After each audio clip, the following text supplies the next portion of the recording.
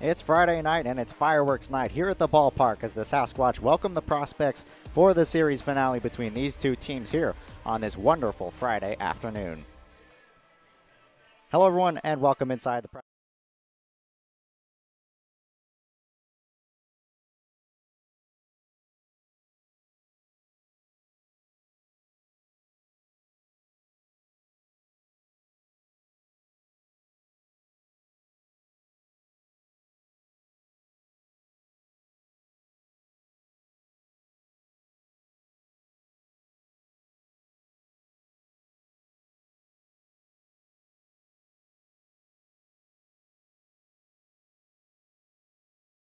tying double off the bat of Ben Tate. We'll take a look at what Ryan Bachman had to say. I spoke with him before today's game, ahead of the series finale. Here's what he had to say. Here with Ryan Bachman here ahead of today's series finale against the Nebraska prospects. Ryan, you're a South Dakota native, and you're back to your fourth team here with the Sasquatch. What made you want to come back for a fourth year? Oh, it's just such an amazing place to play in the summer. So the community is amazing. The place to live is amazing. The baseball is great. So it's been a no-brainer every time. It's been great. My family's been able to come walk to support. Everything. It ticks all the boxes for sure. Almost an entirely new roster this season. And you get there for the first day, and especially in that first week or two on the there in Casper. What is that environment like, trying to get to know everybody, make everyone fit fun?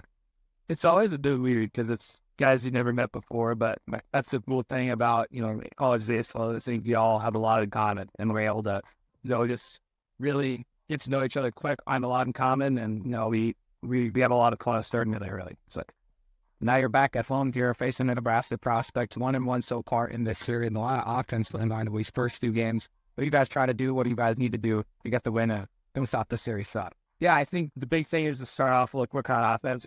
We've really found the crooked number late, which has been awesome, but try to get it going a little bit earlier against our starting position, get by the bullpen quicker, and then just always playing clean defense and just don't on the strengths.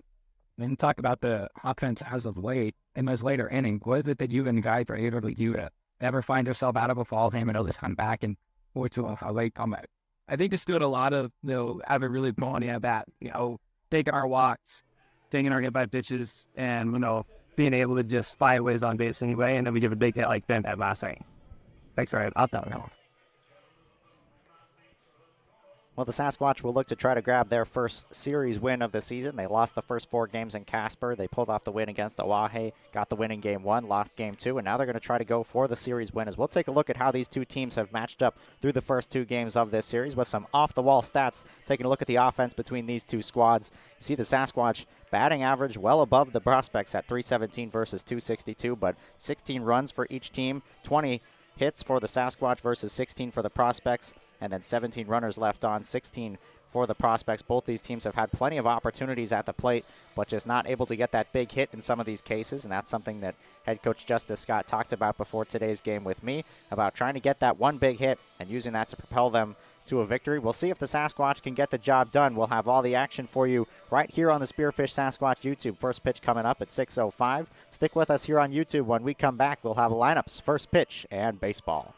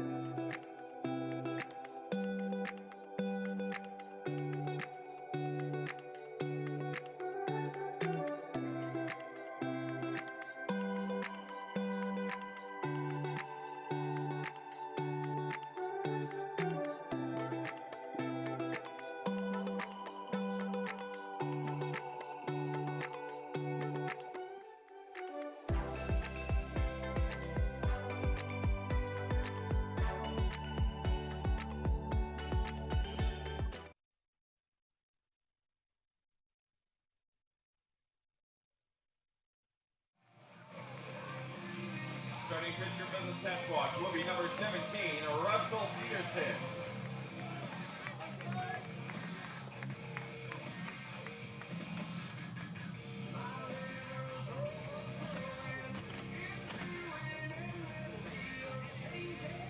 Fans, we ask that you please stand and remove your caps as our national anthem this evening is performed by Katrina Longhammer.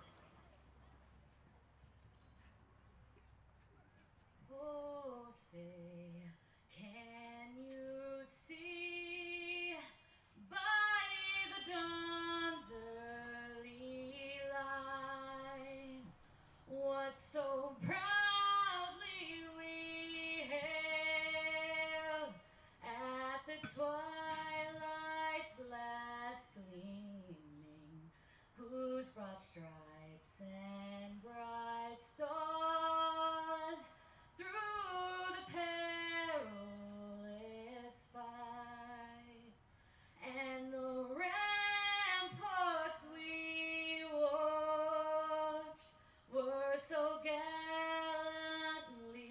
streaming, and the rocket's red glare, the bombs bursting in air, gave proof through the night that our flag was still there. Oh, say does that star-spangled banner yet wave o'er the land of the free and the home of the brave. Thank you, Katrina.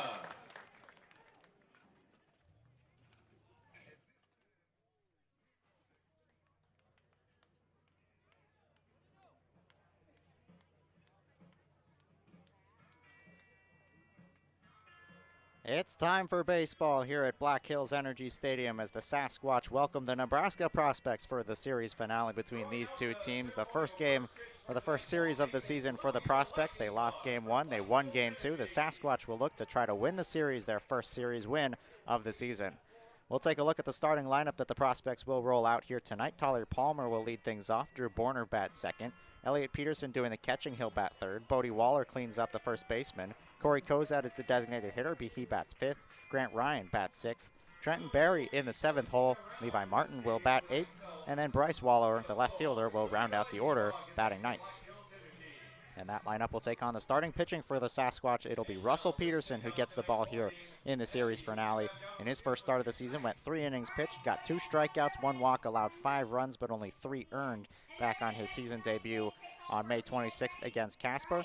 And he made 13 appearances there at Whitman College as a freshman, starting 2 games there out at Whitman College. He'll get the ball here in Game 3 of this series, trying to do the job for the Sasquatch. Talked with head coach Justice Scott before today's game about Peterson and what he hopes to see out of him. He said he's probably going to go maybe about 70 pitches today, try to get through 4, maybe 5 innings if he can do so efficiently, and he'll try to quiet this offense of the Nebraska Prospects, which has been pretty strong in this series. You saw the numbers in the open, 16 runs already in this series, 8 runs last night, 8 runs in game 1 of the series, and they're going to look for another hot start out of the gate. The Sasquatch have given up big innings at the beginning of both of these first 2 games of the series. The Prospects put up 5 runs in the first inning of game 1 of this series, and then last night the Prospects scored 4 runs in the top of the second inning. Both of them allowed the Prospects to get out to early leads, but the Sasquatch were able to come back in the later innings of both of those games.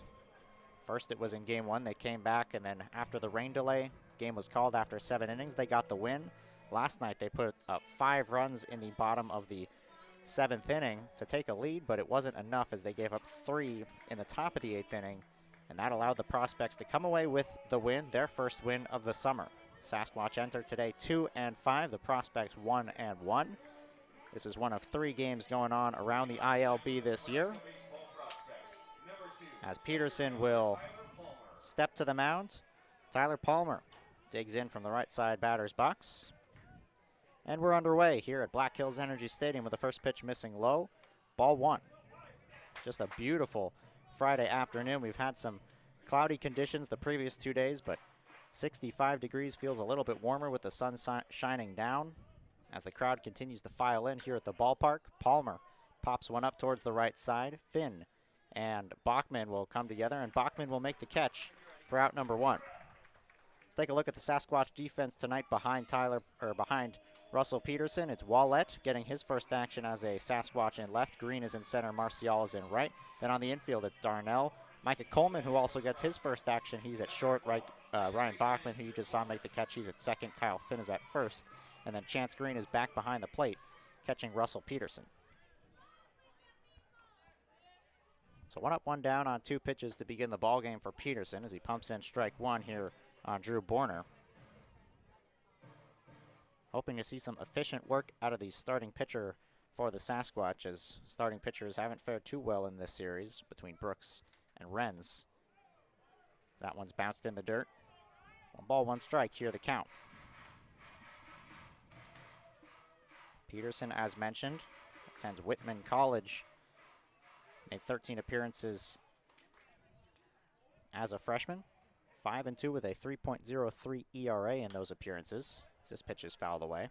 38 2/3 innings pitched, 47 strikeouts across those innings. This is his second appearance of the summer, his second start. Joined the team a little bit late, joined them in Casper, did not travel on the team bus on the way there. Met the team there, made his first start on May 26th. 2 balls, 2 strikes, here the count on Drew Borner, today's second baseman for the Prospects.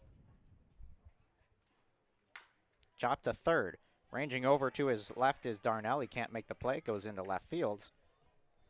And it's a 1-out single for Borner.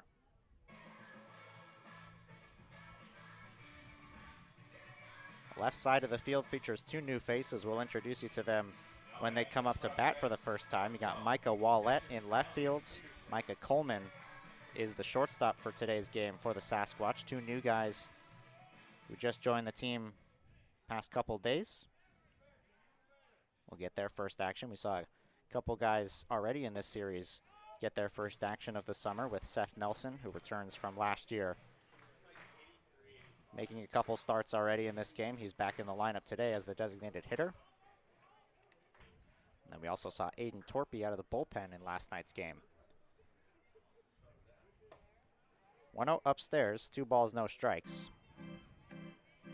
Another thing to watch out for in this series finale and for the season moving forward is the stolen base battle between the Sasquatch and their opponents. As right now the Sasquatch have been getting run over on the base paths, and they haven't really been able to answer back in the same way, stealing bases of their own. But other teams have been able to steal and do so efficiently, as the Sasquatch have not thrown a whole lot of runners out. Threw their first runner out yesterday, also picked a runner off. 3-0 the count. Drops in there for strike 1. Talked with Justice Scott, the head coach for the Sasquatch, about that, the stolen bases. Said he likes what his pitchers have been doing in terms of holding guys on. They've been doing a better job as of late, as opposed to how it was in the beginning of the series against Casper. That's still something that they need to work on, especially the catchers, in terms of throwing runners out. A 5-pitch walk to Elliott Peterson puts runners on first and second here with 1 out.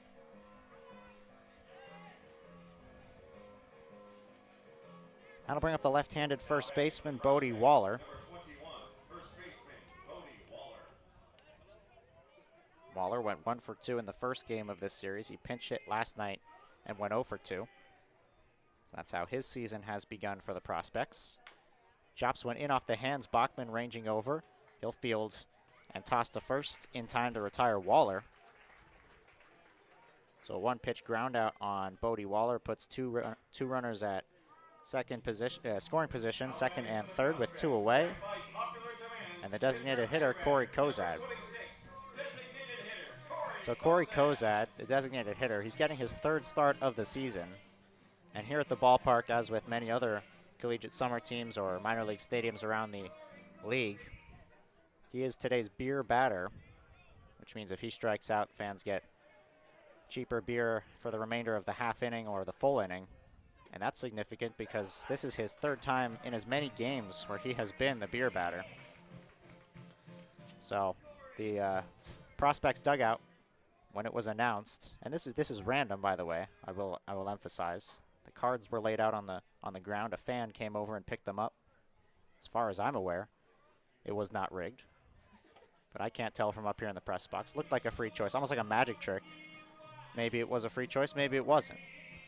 Either way, 1 ball, 1 strike here on Kozad as the prospects will look to put up the first run of the game. Try to do so for a third straight game, strike first. Infield, outfield, straight up on Kozad. Peterson drops in a breaking ball for strike 2.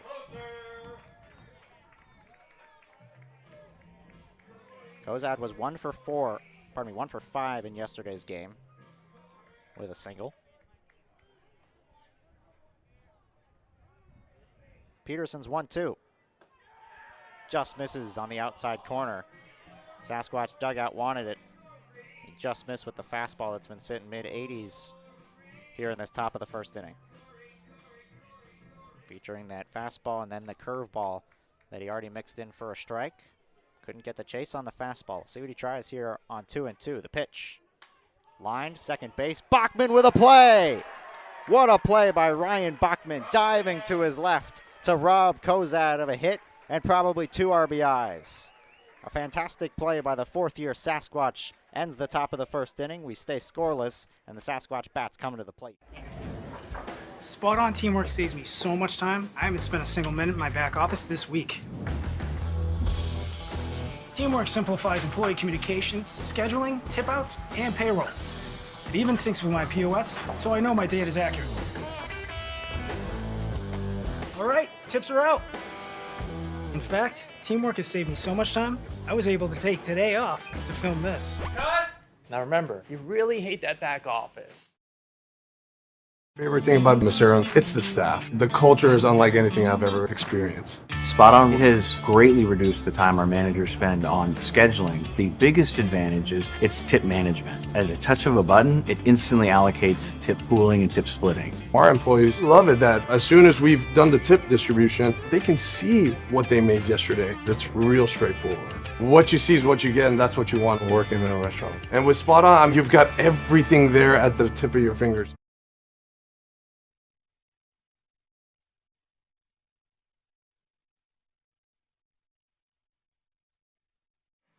So after making a diving play to end the top of the first inning, Ryan Bachman will lead off the bottom half of the first as we'll take a look at the full Sasquatch lineup here today. Ryan Bachman in the familiar spot leading things off. Ben Green gets his second straight start in the 2-hole. Kyle Finn, the first baseman, he'll bat third. Seth Nelson, as mentioned earlier, back with the Sasquatch. He's the DH and he'll clean up. Javi Marcial will bat fifth. Micah Wallett in his first start bat sixth. Dylan Darnell, the third baseman, seventh. Chance Green behind the plate, he'll bat eighth. And Micah Coleman, the shortstop, rounds out the order batting ninth. And that lineup takes up the starting pitching for the prospects. It is Jonathan Moffitt who gets the start. Appeared in yesterday's game as a hitter, but today we'll see him on the mound as he just graduated high school in the class of 2024 at Millard West High School. And he'll be attending Northeast Community College in his first year in college. The Omaha, Nebraska native. In his senior year at high school, went 6-0 with a 2.87 ERA in 9 appearances. 48 strikeouts to 21 walks in 31 2/3 innings pitched. And he'll start things off against Bachman, Green, and Finn here in the home half of the first. As you saw the numbers for Ryan Bachman on screen, he'll take inside ball one. Bachman back in his fourth year with the Sasquatch. He's been leading off every game he's played in so far. That one misses on the inner part of the plate. 2 balls and no strikes here on Bachman. Bachman among the best on the team in terms of batting average. Continues it with a good 2-game set here against Nebraska. Takes strike one. Makes him so good at the plate as well, especially out of the leadoff spot. Is his ability to see pitches as they come in and take a lot of walks. He's batting .333, but his on base is .528. as he has walked 10 times on the season. Count is even here, 2 balls and 2 strikes on Bachman.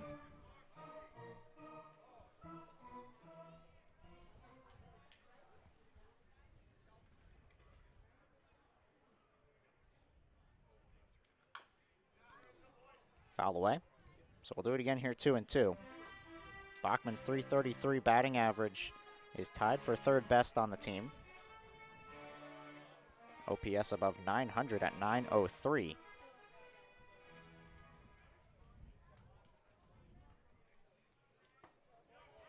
And that pitch drops in there for strike 3. Bachman down looking for out number 1. Take a look at the defense here behind Moffitt and how the prospects will line up. In the outfield, it's Waller, Palmer, and Martin. That's left to right. The infield, Berry, Ryan, Borner, and then Waller at first. And then it is Elliot Peterson behind the plate catching Jonathan Moffitt. To clarify, Bryce Waller's out in left. Bodie Waller is at first. So here's Ben Green getting his back-to-back start in center field and in the 2-hole in the order. Takes outside, ball 1. Green was 1 for 3 last night, scored a pair of runs, also made a tremendous diving catch in the 4th inning of last night's game, which took away an RBI and extra bases from the prospects. Pitch catches the outside corner to even the count here, 1-1. As fans file into the ballpark still at the stadium. Today is obviously Friday night, and also it is fireworks night, the first of, I believe, 4, maybe 3 over the course of this summer. There'll be a fireworks display after today's game on the fields that these fans will get to enjoy. 3 balls and 1 strike. There's also a promotion every day over the course of this year, so we encourage you to check out the calendar for every game's promotion so that you don't miss one that you are interested in. 3-1 pitch, misses outside. Green draws the walk. He's aboard here with 1 away in the first. Green is one of the faster guys on this team as well, so see if the Sasquatch try to get some action on the base pass after what's been a relatively quiet season in terms of stolen bases for Spearfish. Kyle Finn takes outside on the first offering from Moffitt. Finn did not get the start in yesterday's game, but he was one of the more impactful players as he pinch hit in the 7th inning. Sasquatch had already scored 4 runs, and they were 1 run away from taking the lead. And Kyle Finn delivered an RBI base hit to take the lead. He grounds 1 to third. It's bobbled there by Berry. Long throw across the diamonds, not in time. We'll see how they score it. Kyle Finn is aboard at first. Scampering over to second is Ben Green, and the Sasquatch have something going here in the bottom of the 1st inning, as it is an error. Error charged on Berry. That'll bring up Seth Nelson to the plate.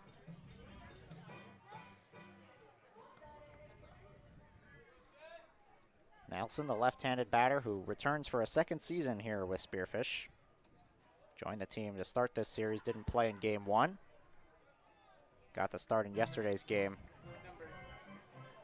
So you see the numbers for him. 200 batting average so far. He's just 1 for 4 in his limited playing time.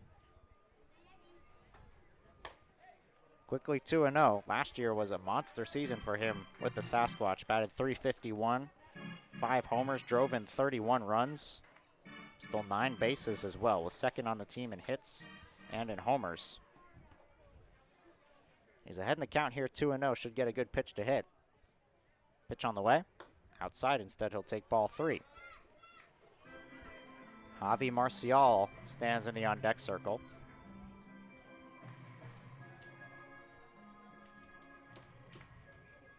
Sasquatch looking to score first and take an early lead. 3 balls, no strikes to count. And that's outside. Second walk of the inning issued by Moffitt, and the bases are loaded with just 1 out. And Javier Marcial will dig in. Peterson goes out to talk with Moffitt, the youngster on the mound. This is a big opportunity here for Marcial, who's scuffled to begin the season. still looking for his first hit of the summer. He's 0 for 16 to begin the summer. I talked with head coach Justice Scott about Marcial and what he's been seeing from his at-bats. Says he loves the way he's been swinging. He's got a very level swing, and he likes the way he swings the bat just naturally. Maybe just trying to do a little bit too much in his first few at-bats, as have been some of the other guys. Would love to see him get his first hit of the summer right here. Drive in 1, maybe 2 runs. Ben Green is on third, Kyle Finn on second, Nelson at first. 0-1 on the way.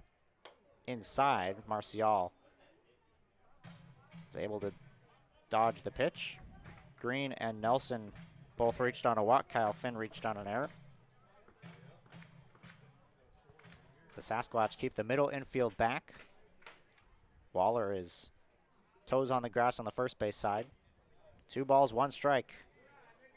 The count here on Marcial. Command escaping Moffitt in this first inning, as he's thrown 20 pitches and only 7 of them have found the zone. 2-1 sails outside. Marcial sees it all the way into the glove and takes ball 3. 3 balls, 1 strike, nowhere to put him as Micah Wallett waits on deck.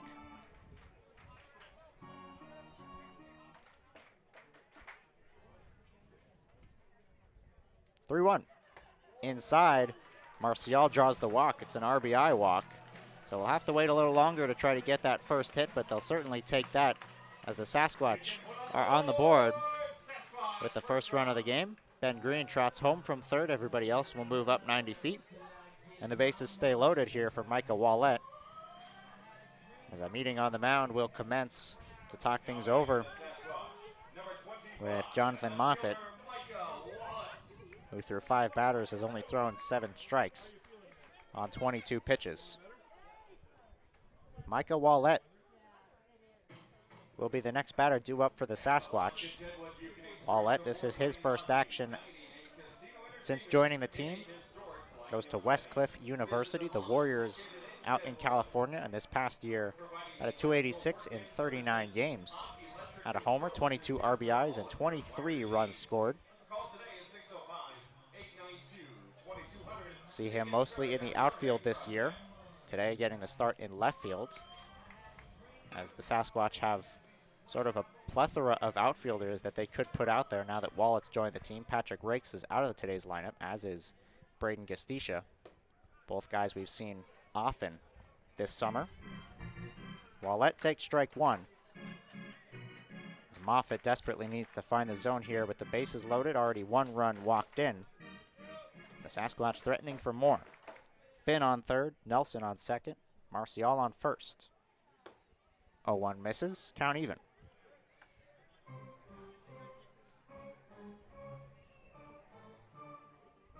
Middle infield stays back, hoping for a double play. Waller is no longer on the grass on the first base side. He's now playing behind Marcial at first. Wallett is jammed, grounds one up the middle. It gets underneath the glove of Ryan and into center field. 1 run scores. A second run's coming in. The throw to third is going to get Marcial at third. But 2 runs are going to come in to score on the RBI single by Micah Wallett. And the Sasquatch jump out for 3 runs here in the bottom of the first inning. 2-run single for Wallett and his first AB as a Sasquatch. Nelson and Finn come in to score. Marcial is out at third, trying to be aggressive on the base paths and take an extra 90 feet instead. A good throw out in center field by Palmer guns him down. So 2 outs now in the inning as Dylan Darnell will come to the plate. That ball jammed Wallett and might have been able to turn 2. Brian might have taken his eyes off the ball at the last second, or perhaps some funky spin coming off the inside part of the bat. He didn't make contact with the ball as it just skipped right underneath his glove and went into center field. Borner couldn't get behind him in time to save it. So 3 runs already in the bottom half of the first as the Sasquatch, who've been playing from behind a lot of their first few games, take an early lead. Quickly 2-0 on Darnell as that pitch missed up above his head.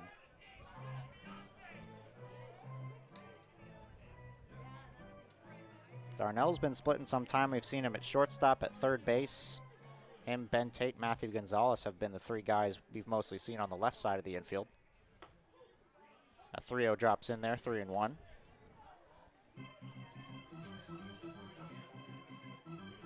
Darnell on the season so far, .231 batting average, 3 hits and 13 at-bats. Getting on base at a high clip, though, at .412. 3-1. Inside, ball 4. It's the fourth now walk issued in this half inning by Jonathan Moffitt. Moving to second is Micah Wallett, and the Sasquatch have first and second with 2 away. And Chance Green will come to the bat. A long bottom of the first inning here for Moffitt. He has thrown 30 pitches, only a third of them for strikes. Strike one on Chance Green. As you see the numbers for him on the season, him and Brinkley Evans, the 2 catchers Sasquatch have on their roster. Green got the start in game 1, Evans yesterday, and it's back to Chance Green today as he fouls it off quickly, 0-2. Green did enter to yesterday's game, though, after the pinch hit appearance by Kyle Finn. Finn pinch hit for Evans, so Green caught the final 2 innings of last night's game. 0-2 the count here on Chance Green. Pitch misses outside. Ball and 2 strikes. Only 1 hit in this half inning by the Sasquatch, and it was the 2-run single by Micah Wallett. Everything else has been walks and then an error that have allowed the Sasquatch to bring home 3 in this first. Swing and a miss. Green down on strikes to end things in the first, but the Sasquatch put up 3 runs. They'll carry a 3-0 lead into the second when we return. Road trips are measured in miles of uncontrollable laughter, comfortable silence, and new memories. And for 50 years, Super 8 has been there for wherever your journey takes you. So when the open road calls for a good night's rest, you can depend on Super 8's modern rooms at over 2,000 locations. Plus, earn Wyndham Rewards points for every stay. Super 8, one of 24 trusted brands by Wyndham. See you on the road.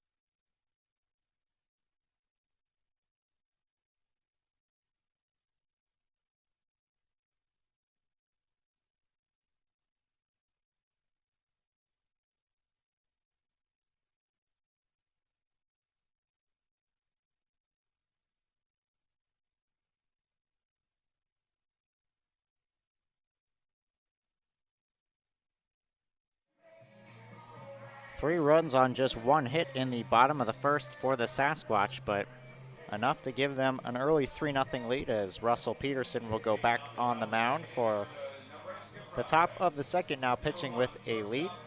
6, 7, 8 in the order for the prospects. It's Grant Ryan, Trenton Berry, and Levi Martin. Beginning with the shortstop, Ryan, who takes strike 1 on a pitch on the top of the zone.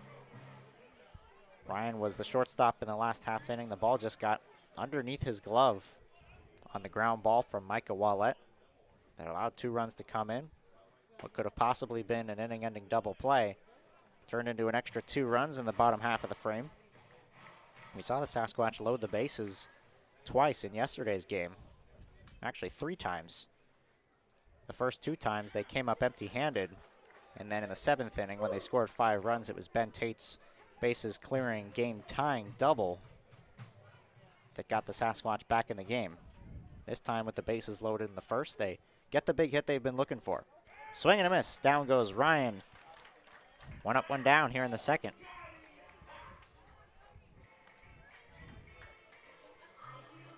So Ryan is retired, down on strikes. That brings up Trenton Berry. Berry, we've seen him in both of the first 2 games of this series. Game 1, he started and went 0 for 2. Yesterday's game, he pinch hit and went 0 for 1. Getting another start today as the third baseman. Already an unfortunate start for him, committing an error in the bottom of the first. Peterson gets a fastball by him. Count even.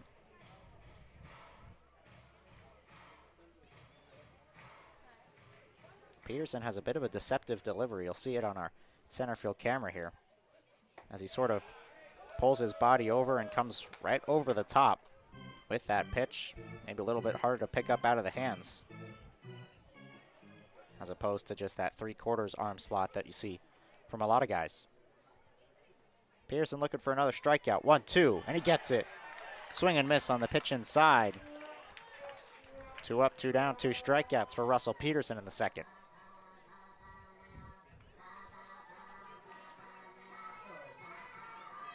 So here's Levi Martin, the right fielder today for the Prospects. Martin is getting his first action this summer, and he takes breaking ball, gets on the outside part of the plate, strike 1. Pardon me, Levi Martin actually started game 1 of the series out in right field, went 0 for 2, batting in the 9-hole. 0-1. That breaking ball slips out of the hands. So important just to be pounding the zone. We've seen a lot of Sasquatch pitchers struggle to find the zone over the beginning part of the season.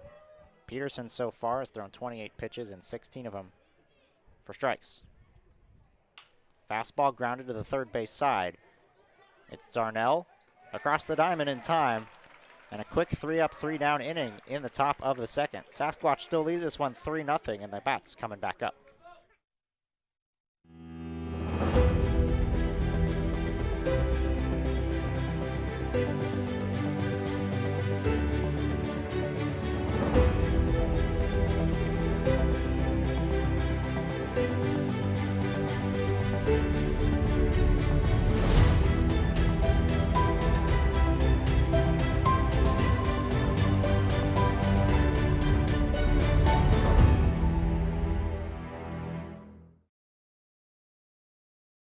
At Peak Family Chiropractic and Sports Performance. We all take different paths in life. That's why we utilize multiple different treatments here at Peak. Our main treatment is our high-level chiropractic adjustment, but we also emphasize the use of cupping, scraping, vibration massage, trigger point therapy, and active care to promote movement, strength, mobility, and most of all, pain relief. Why travel to multiple locations when you can have total wellness under one roof? Stop in today and let's get you to your peak.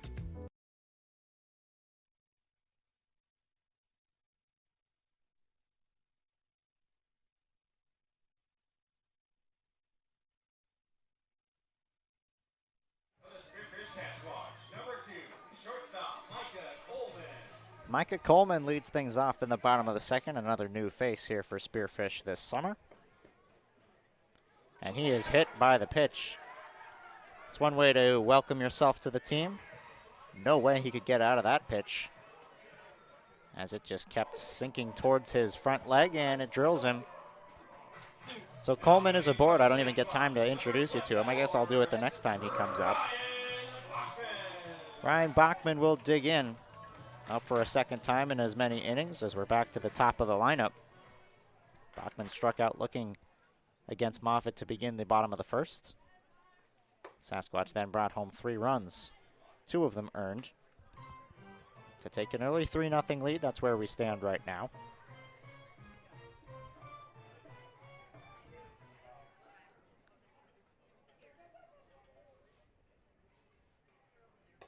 1-0 upstairs. They check in at first, and the ball almost goes into right field. Is leaping up to make the play at first base is Bodie Waller.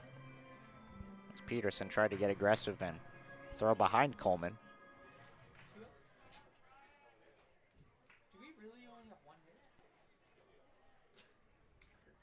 2-0. Drops in there for strike one. Coleman took a big secondary lead as soon as that pitch was delivered, so perhaps trying to time up Moffitt, a new guy to the team. Sasquatch, as said by Justice Scott, not necessarily gifted with a lot of speed this summer, as Coleman continues to try to find the timing. Another pitch drops in there, a bit of a late call. Count even now, 2-2. Went back to that same breaking ball. That's the pitch that locked Bachman up and got him looking in his first at-bat. He's watched it find the zone twice in this AB. 2-2. Chop foul. In terms of the running game, I know I've mentioned it a lot, but it's a big margin of difference between the Sasquatch and their opponents. Another thing that head coach Justice Scott talked about is when they do decide to run, it's going to be a lot of hitters counts, and when the guys at the plate, he feels comfortable they could put the ball in play. This is a guy you probably feel that way about, and Ryan Bachman. And he hits one in the air to left field, and that's going to get down and fair in left field. Coleman will stop at second as the ball drops in front of Waller. It's a base hit for Ryan Bachman. You knew he wouldn't go 0 for 2. And he's aboard now with a single, first and second, nobody out.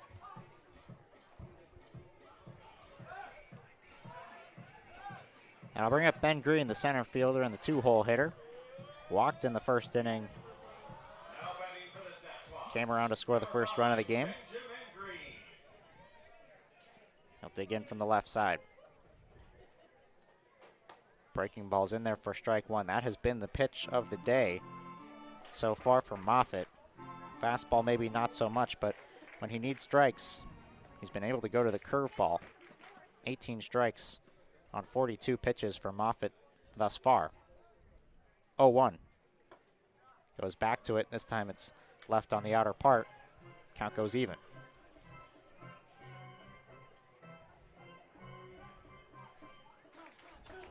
Coleman stands at second. Bachman at first, as we're right in the middle of this Sasquatch order, who's looking for more runs early in this game. Pitch misses again on the outer part of the plate. 2-1. Sasquatch only 2 hits in this game. They only needed 1 in the first inning to bring home 3 runs. Has 4 walks. Came back to bite Moffitt. 4 walks, a hit by pitch now in this half inning. And an even 2-2 count now on Ben Green.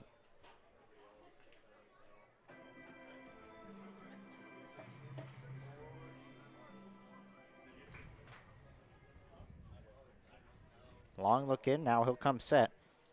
See if he goes back to the breaking ball on 2-2. He does, and it's bounced right back to him, but off his glove. Trickles right to the second baseman, who has no play. Borner is contesting for an obstruction, but what is Ryan Bachman supposed to do there? He's running right towards the bag. The bases are going to be loaded on the error committed by Moffitt.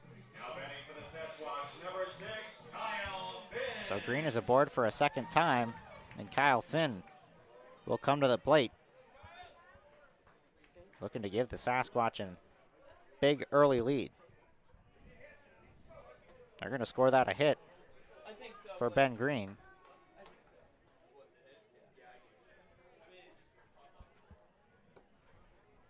As the first pitch misses. So a hit by pitch to Coleman. A single by Bachman into left field, and then that hit off the bat of Ben Green has loaded the bases for what's been the best bat of the season, Kyle Finn. Sasquatch load the bases for the second time in as many innings. And Kyle Finn, who's been as good as you can get in the box. 1-0's in there for strike one. Finn entered today's game with 11 hits and 25 at-bats, a .440 batting average. Best on the team. Also 4 doubles, the most on the team, 9 RBIs, 6 runs. You'd guess it. All team bests. Reached on an error in the first inning to raise that on-base percentage. Behind in the count here, 1-2, as Jonathan Moffitt looks to get out of this jam. Pitch on the way. Upstairs, count even, 2-2. Prospects have an arm now loosening in the bullpen, as Moffitt has only retired 3 batters, looking to get his first out of this half inning. This is approach count now at 50. 2-2. Swing and a miss. Finn down on strikes, a big strikeout, and out number 1 for Jonathan Moffitt. Keeps the bases loaded for another powerful bat in the lineup, Seth Nelson. Now batting for the Sasquatch, number 19, Seth Nelson. Nelson, the designated hitter, walked in the first and scored the third of 3 runs. Middle infield back, corners back as well. Strike 1 on Nelson. Nelson brought home a run in his first game with a sac fly. Sasquatch will take any offense they can get here. As I showed in the pregame, we showed the comparison between these two teams. Both teams leaving a lot of runners on base. 16 left on base, I believe, for the Sasquatch versus 13 left on base for the Prospects. Swing and a miss on the breaking ball. 1 ball, 2 strikes. Some good movement there. You can see it out of his hands. Nelson up underneath it. 1-2 on the way. Lined into left field, ranging over is Waller. He's going to make the catch. Tacking up from third is Micah Coleman. He'll score without a throw. It's another sac fly for Seth Nelson. Gets the job done. And the Sasquatch will bring home the 4th run of the game.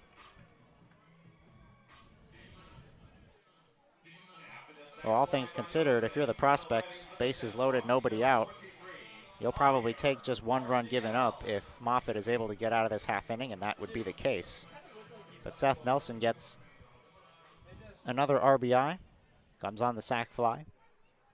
2 productive at-bats for him, and that brings up Javier Marcial, who takes the off-speed pitch for strike 1.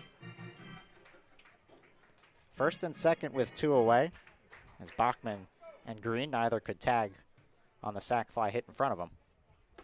Big swing and a miss as Marcial's way out in front of it. 0-2.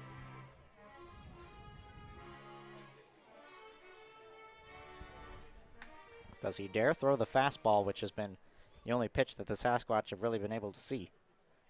It's only been the curveball working this far for Moffitt. As Marcial stays alive.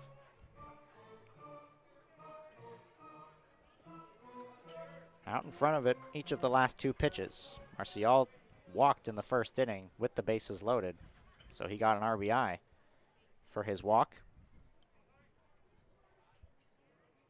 0-2. Breaking ball is hit high and deep into left field. Waller ranging back on it towards left center, and he'll put it away for out number 3. Sasquatch bring home a run on 2 hits, an RBI sac fly for Seth Nelson, and they'll take a 4-0 lead into the 3rd. Football fans, take your sports wagering experience to the next level at BetLodge Sportsbook, the premier sports betting venue in South Dakota. Surrounded by luxury seating, our massive 42-foot seamless video wall is the largest in the area, displaying all of your favorite NFL and college football. Place your bets with our sports desk personnel or visit our easy-to-use betting kiosk 24 hours a day. The best place to touch down and catch the game is at BetLodge Sportsbook, located inside the lodge at Deadwood Gaming Resort. Going somewhere, going higher, faster, farther, going in new directions, to new places. At Monument Health, we keep going so you can keep going. We're dedicated to advanced orthopedic care with the latest innovations, technology, expertise, and treatment. So keep exploring, keep making memories, keep going with Monument Health as your partner. Learn more at monument.health/orthopedics.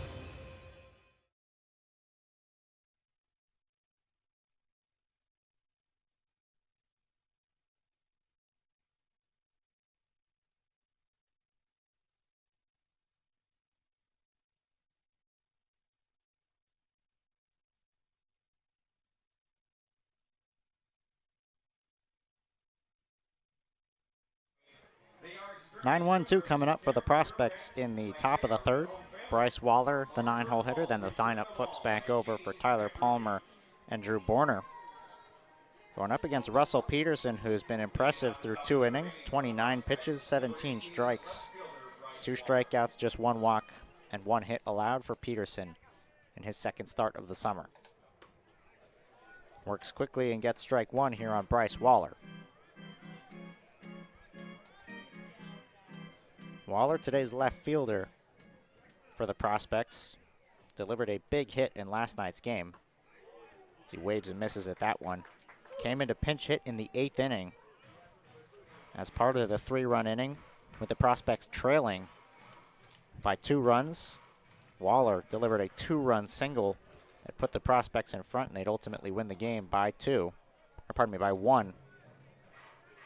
Because of that 3-run inning, they were able to come out and win last night 8-7. Ball and 2 strikes, the count here on on Waller. Pitch on the way. Swing and a miss. Another strikeout for Russell Peterson. His 3rd of the game, all of them swinging. And he struck out 3 of the last 4 batters he's faced. It's out number 1 in the 3rd.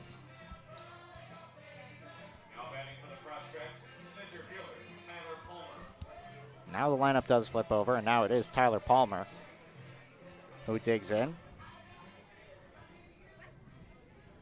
Took just 2 pitches to get it out on Palmer. His first time up with the pop out as Peterson drops in the breaking ball for strike 1. Peterson looks really good right now on the mound. The breaking ball is finding the zone for strikes. Fastball as well. And he's been able to use them both effectively to get swings and misses like that as another sword for Russell Peterson. Palmer quickly behind here, 0-2.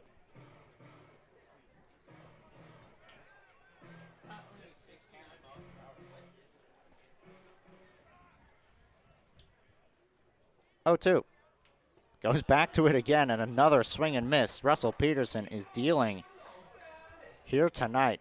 That's another strikeout. 4 in his last 5 batters, and 2 in this half inning. Quickly 2 away.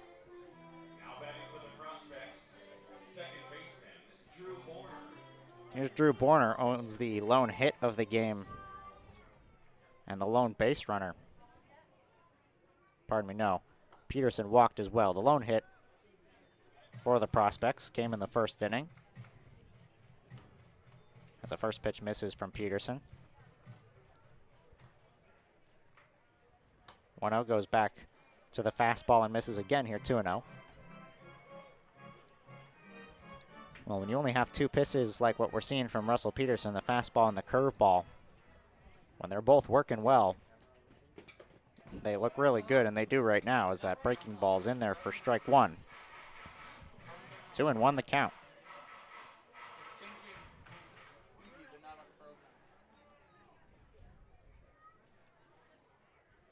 Fastball fouled away, 2-2.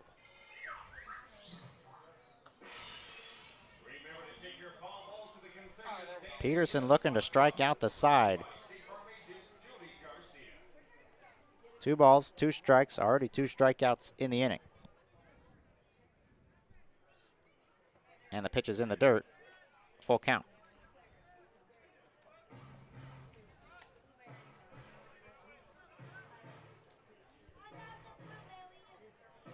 So a full count here now on Borner.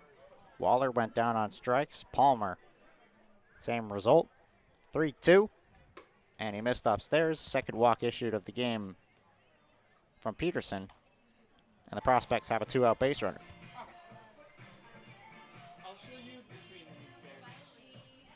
Brings up the catcher, Elliot Peterson, who walked in his first at-bat in the 1st. We've seen him all 3 games to begin the season for Nebraska. Caught game 1, moved over to 1st in yesterday's game. And then he's back behind the plate today as the catcher. The first pitch from Peterson's in there for strike 1.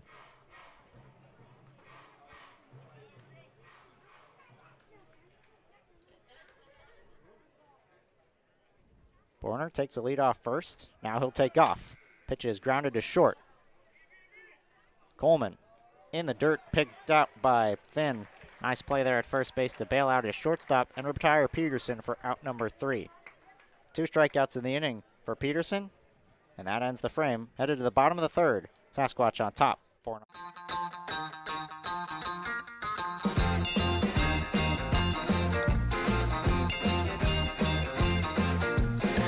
I want to shout out to the world so they know my sweet baby loves me so. She got me going, yeah, she turns me on. She loves me, yeah, she loves me, and it blows my mind.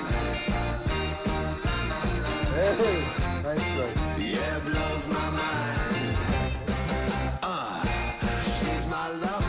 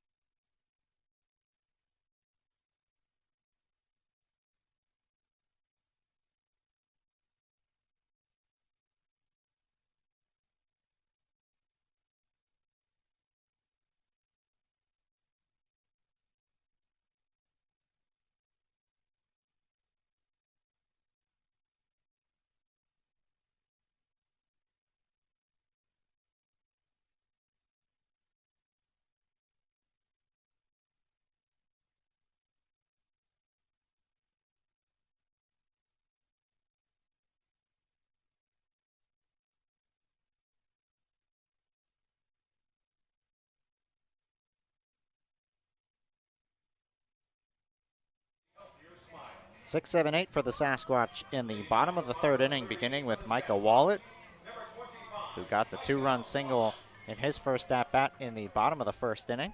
First at-bat as a Sasquatch. Came through in a big way with 2 runs on 1 hit.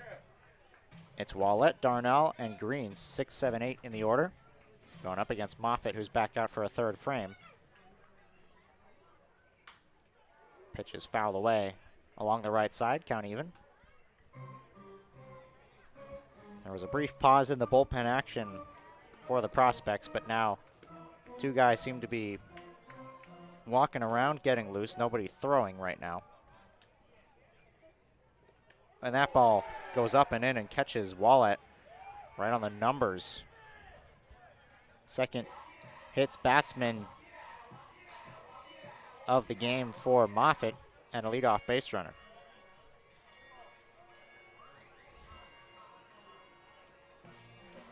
So Moffitt a little bit better with his command in the 2nd inning in terms of throwing strikes, but as it stands right now, exactly 50% of his pitches in the zone, the other half out, 62 pitches, 31 for strikes. Wallet is at first, and he'll take off for second. Pitch in there for strike 1. It was a breaking ball, so no chance to catch Wallet. Stolen base uncontested at second base. And he's quickly in scoring position here with Dylan Darnell now at the plate. 0-1 upstairs, count even. Darnell walked in the 1st inning, one of 4 batters that Moffitt has walked. 4 walks, 2 hit by pitches, 3 hits allowed by Moffitt today. And of those 4 runs, 3 of them earned.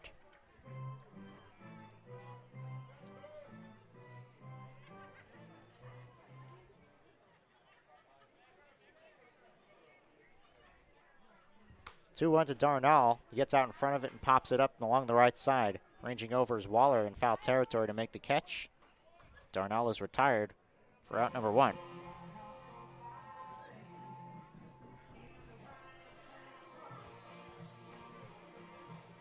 That'll bring up Chance Green. Struck out in his first time up. Out of Surprise, Arizona. Coming all the way out here to South Dakota for some baseball. Though he's not too far when he goes to college out at Lindenwood University in Missouri.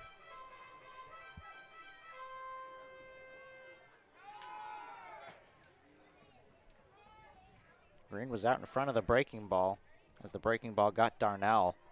That's really been the only pitch that Moffitt has been able to go to efficiently and get either swings and misses or get strikes, get outs.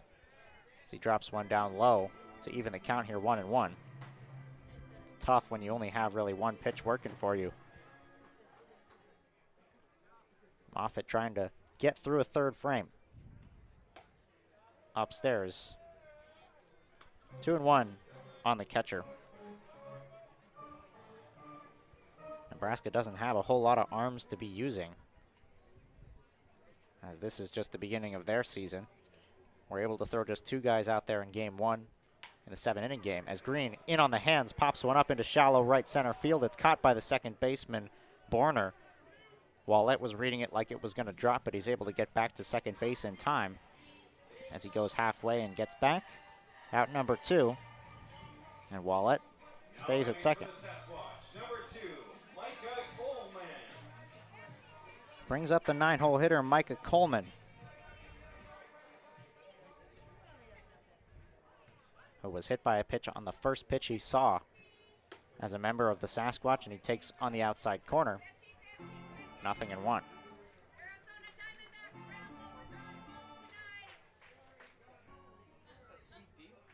Yo, 1. This one sails outside to even the count. Coleman trying to extend the half inning and turn the lineup over for Ryan Bachman, who would bat for a 3rd time in 3 innings. The Sasquatch now have sent 18 up to the plate. In their strike 2, ball and 2 strikes. When Moffitt has gotten to 2 strikes, he's been able to put a few batters away, striking out 3 on the afternoon. 1-2. In the air, right field. Going back on it is Martin, and he'll make the catch for out number 3. Sasquatch lead off the inning with a hit by pitch, but they'll leave him stranded at second base as they can't bring him around to score. And the Sasquatch will carry a 4-0 lead. We're through 3, headed to the 4th here on Spearfish Sasquatch YouTube. My favorite thing about Macero's, it's the staff. The culture is unlike anything I've ever experienced. Spot On has greatly reduced the time our managers spend on scheduling. The biggest advantage is its tip management. At a touch of a button, it instantly allocates tip pooling and tip splitting. Our employees love it that as soon as we've done the tip distribution, they can see what they made yesterday. It's real straightforward. What you see is what you get, and that's what you want working in a restaurant. And with Spot On, you've got everything there at the tip of your fingers.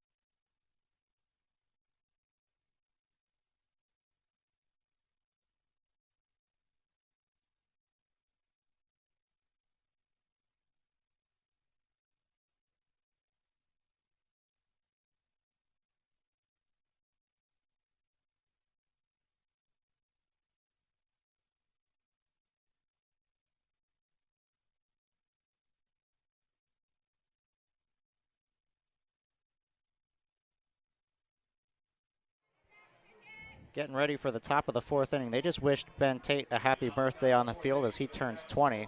Gives me an opportunity to shout out my brother, who's also celebrating a birthday today. If you're watching, Moshe, happy birthday to you. Turning 25 today. My older brother shares the birthday May 31st. Bodie Waller swings and misses to begin the top of the 4th inning, as it's 4, 5, and 6 in the order. Bodie Waller, Corey Kozad, and Grant Ryan. In the dirt here, 1 ball, 1 strike. Waller grounded out to second in the 1st.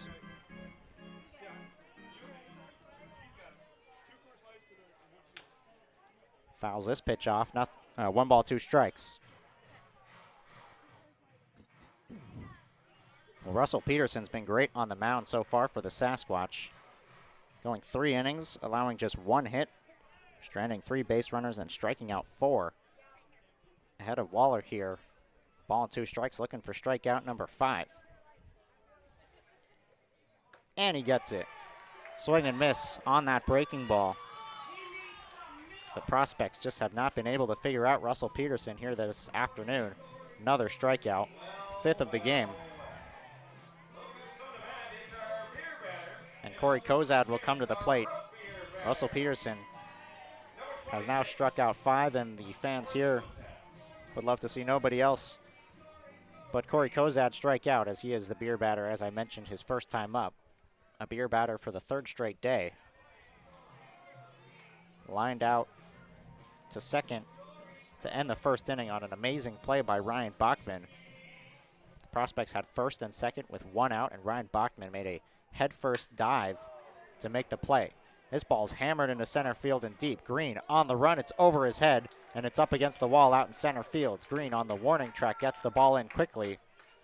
It's a long double for Corey Kozad, and he scoots into second base. Prospects will have a runner in scoring position, so they're looking to put up their first run of the game.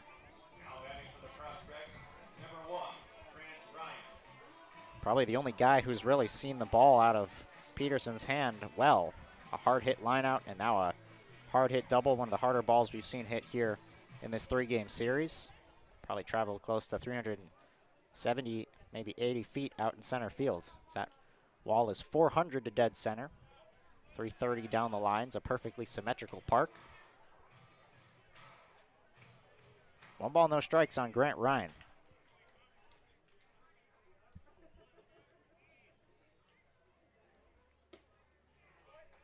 Ryan was the first strikeout victim for Peterson. Came to start off the top of the 2nd. All 5 of the strikeouts Peterson has gotten have been swinging strikeouts.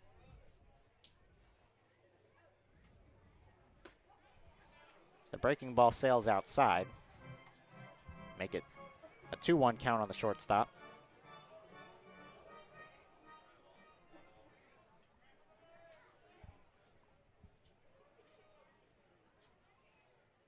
Two-1 chopped over the head of Peterson.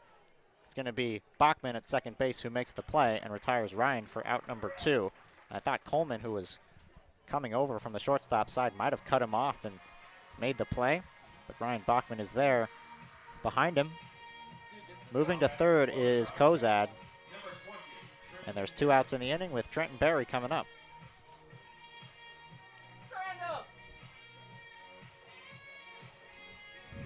So another runner in scoring position for the prospects. They had 2 in scoring position in the 1st. They left a runner stranded in the 3rd. And a first pitch drops in there, 0-1 the count on Berry. Berry also struck out in the 2nd inning off of Peterson.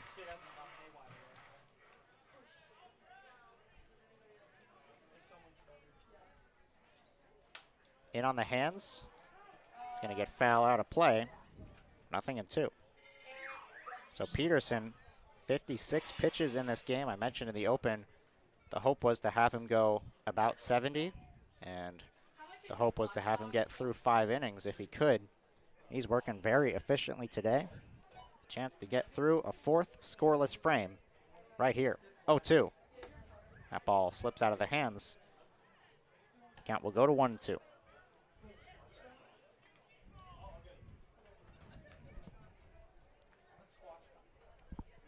Kozad remains on third after his double. Ball and 2 strikes to count on Trenton Berry. Pitch, got him looking. Strike 3 on the corner, and Russell Peterson has thrown 4 shutout frames for the Sasquatch. Bottom of the 4th coming up. The Sasquatch lead this one 4-0. The Bats coming to the plate when we return here on Spearfish Sasquatch YouTube. My favorite thing about Macero's, it's the staff. The culture is unlike anything I've ever experienced. Spot On has greatly reduced the time our managers spend on scheduling. The biggest advantage is its tip management. At a touch of a button, it instantly allocates tip pooling and tip splitting. Our employees love it that as soon as we've done the tip distribution, they can see what they made yesterday. It's real straightforward. What you see is what you get, and that's what you want working in a restaurant. And with Spot On, you've got everything there at the tip of your fingers.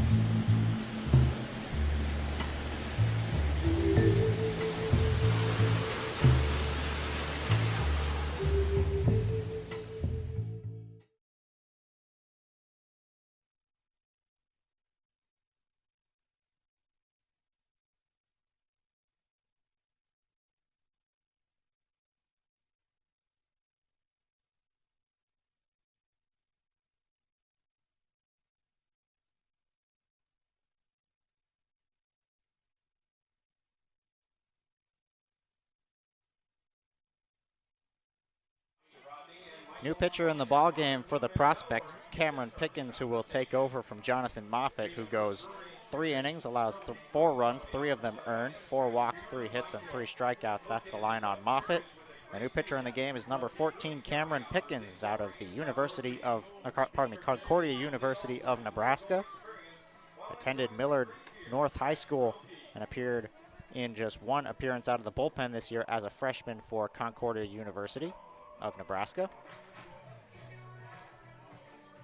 He'll face the top of the order to begin things in the 4th inning, as it's Ryan Bachman, Ben Green, and Kyle Finn who will come to the plate to greet the new pitcher.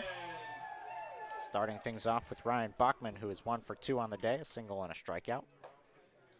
Working quickly is Pickens and missing upstairs. 1-0. Not a whole lot of offense in terms of the hits for the Sasquatch. They've only needed 3 hits to score 4 runs. Benefited by the walks of Jonathan Moffett here today. 2-0. Bachman skies one in the air to center field. Palmer drifting back and now settles under it to retire Bachman. 1 away.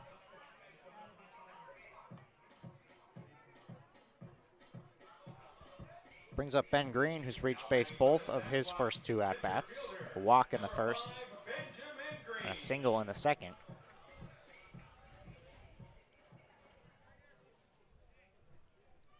Left-hander digs in. Goes after the first pitch and hits it well out to right field. Barton is going back on it. That ball is going to get over his head and up against the wall. Rounding second is Ben Green, and he'll stop right there as Martin gets the throw in quickly. It's a hard hit double all the way to the wall for Ben Green to get the Sasquatch offense going here in the 4th. Now a single, a double, and a walk on the day for Ben Green. Good day at the plate for number 5. That'll bring up Kyle Finn, who's 0 for 2, though he did reach base in the 1st inning on an error and came around to score. Struck out with the bases loaded and nobody out. In the 2nd inning, Sasquatch had the bases loaded and were able to bring home 1 off a sac fly. This ball drifts inside, almost hits Finn.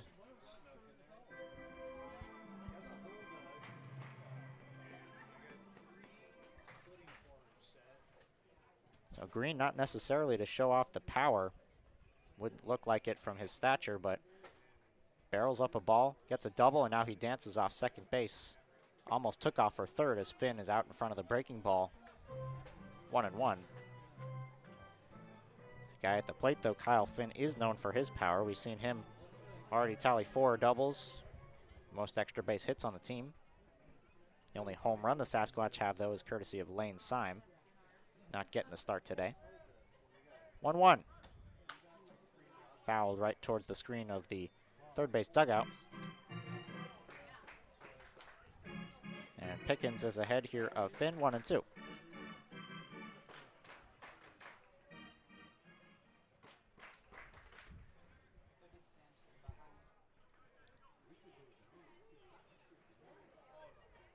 One ball, two strikes. Inside, 2 balls and 2 strikes. You can see on our center field camera, Sampson, the Sasquatch, our mascot, chilling behind home plate. Pumping up the crowd here for all home games. Green again dancing off second base. Nobody's holding him on. Pickens is going to have to step off. Borner was holding him on every now and then, but that time was at his normal position, away from the bag. Couple steps closer now towards the base. No movement from Green and a pitch outside, full count. Seth Nelson stands on deck behind Finn.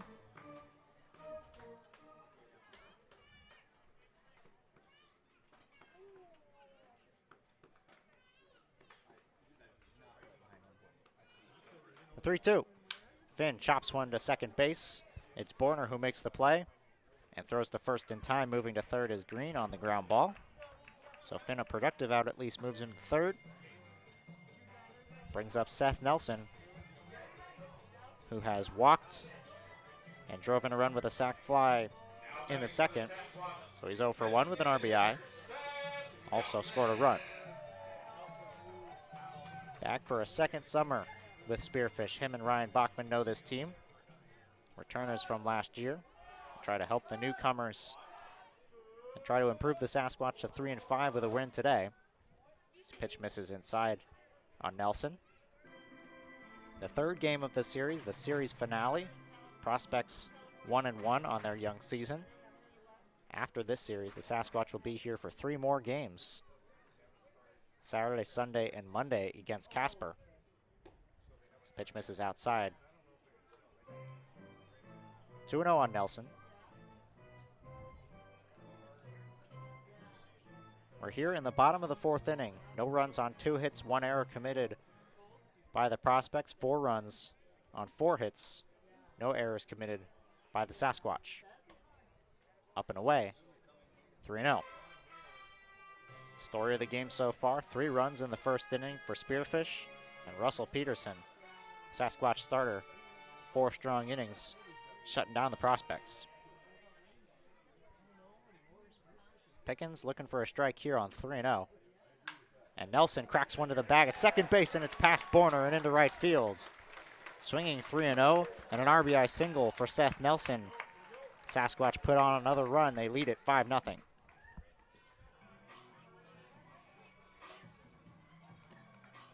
Ben Green scores from third. The Sasquatch extend the lead here in the 4th inning as Javi Marcial digs in from the right side. 0 for 1 on the day for Marcial, who's still searching for his first hit of the summer. 0 for 17 now to begin things with Spearfish. That pitch misses inside.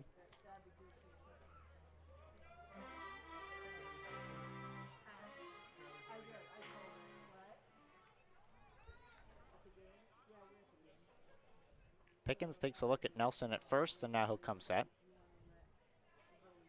1-0 is chopped to third. Barry fields and will go the short way to second to get Nelson on the base pass.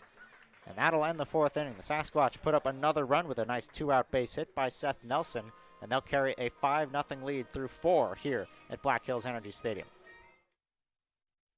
Football fans, take your sports wagering experience to the next level at BetLodge Sportsbook, the premier sports betting venue in South Dakota. Surrounded by luxury seating, our massive 42-foot seamless video wall is the largest in the area, displaying all of your favorite NFL and college football.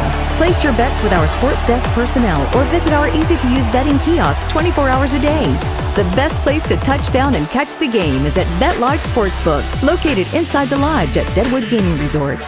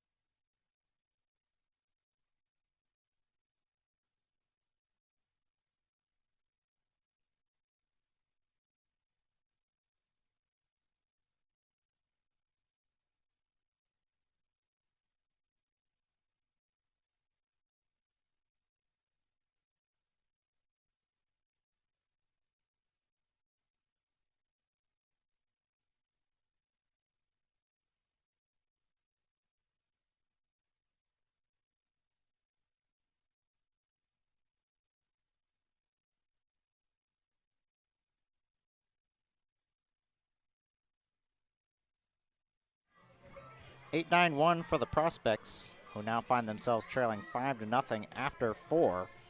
Russell Peterson back out on the hill for the Sasquatch, who's delivered a very impressive first 4 innings. 4 innings, 6 strikeouts, 2 hits and 2 walks, and a first pitch strike on Levi Martin. It's Martin, Waller, and Palmer, 8-9-1 in the order for Nebraska. Going up against Peterson, no action in the Sasquatch bullpen. Why would there be with the way Peterson's pitched, who just delivers his 60th pitch of the game in the dirt for ball 1. We'll see if Peterson can get through this inning efficiently. If head coach Justice Scott tries to push him for a 6th. Talked to him before the game. He said he was thinking about 70 pitches was where they were hoping to get Peterson to, which would have put him, he said, 4, maybe 5 innings. But with the way he's pitched, 5 innings certainly not out of the question. Chance to even get to the 6th, which we have not seen from Sasquatch pitching so far. Ball 2 strikes on Martin. Check swing. The appeal. He did go around. Martin is down on strikes. It's another strikeout, the 7th of the game for Russell Peterson. And that's 4 straight innings where he has struck out the first batter of the inning. Every inning but the first. First batter's gone down on strikes. That'll bring up Bryce Waller, the left fielder today for Nebraska, who checks his swing and does go around. That breaking ball just looks so good out of the hands of Russell Peterson. You can get a great look at it on our center field camera. Just comes right over the top of it. Looks like it's going to be straight down the middle and then just disappears down in the bottom part of the plate. Getting a lot of swing and misses from these Nebraska hitters. Quickly 0-2 the count on the 9-hole hitter Waller. 0-2 in the dirt. Waller doesn't offer. Waller was a strikeout victim to lead off the 3rd.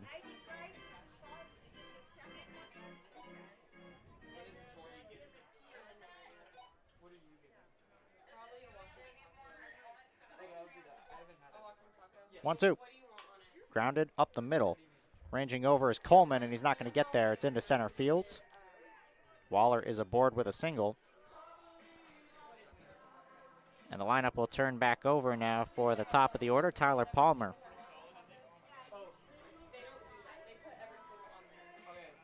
Palmer popped out in the 1st, struck out in the 3rd. Batting here with 1 out and 1 on.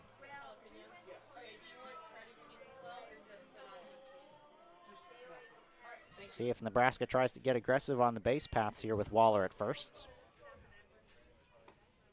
First pitch in there, strike 1 on Palmer. We saw Blake Stenger in the leadoff spot each of the first 2 games. Tyler Palmer occupied the 2 spot in the order. Checking at first, back in plenty of time, is Waller.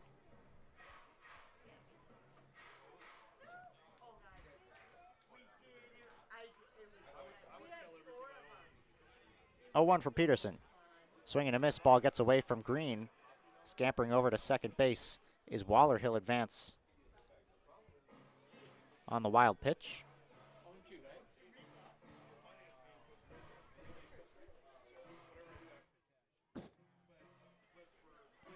So 0-2 the count here on Palmer. Strikeout victim his last time up.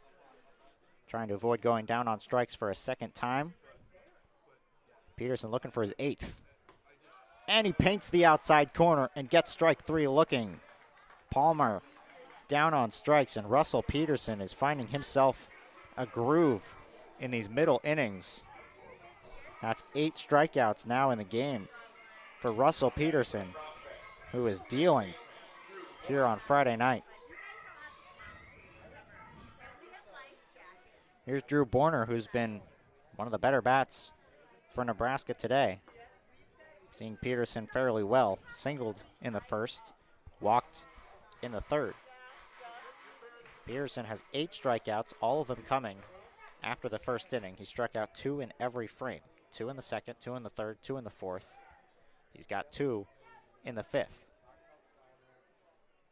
And a breaking ball drops in there for strike 1, count even here, a ball and a strike, as that was now the 71st pitch of the game for Russell Peterson.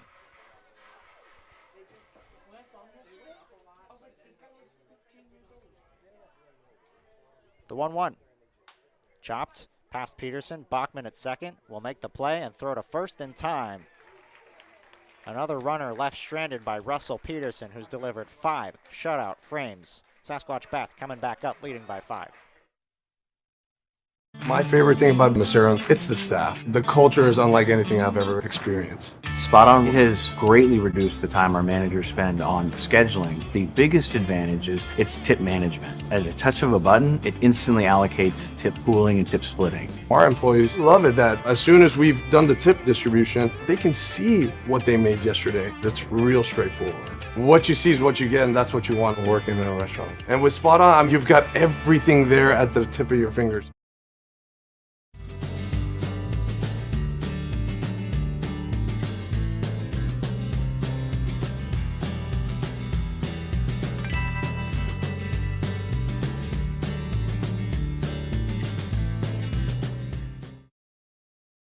The newest games is at the Lodge at Deadwood Gaming Resort. When you're looking for the latest and greatest games, the Lodge is the place for you, as we are constantly updating our gaming floor with new and exciting games.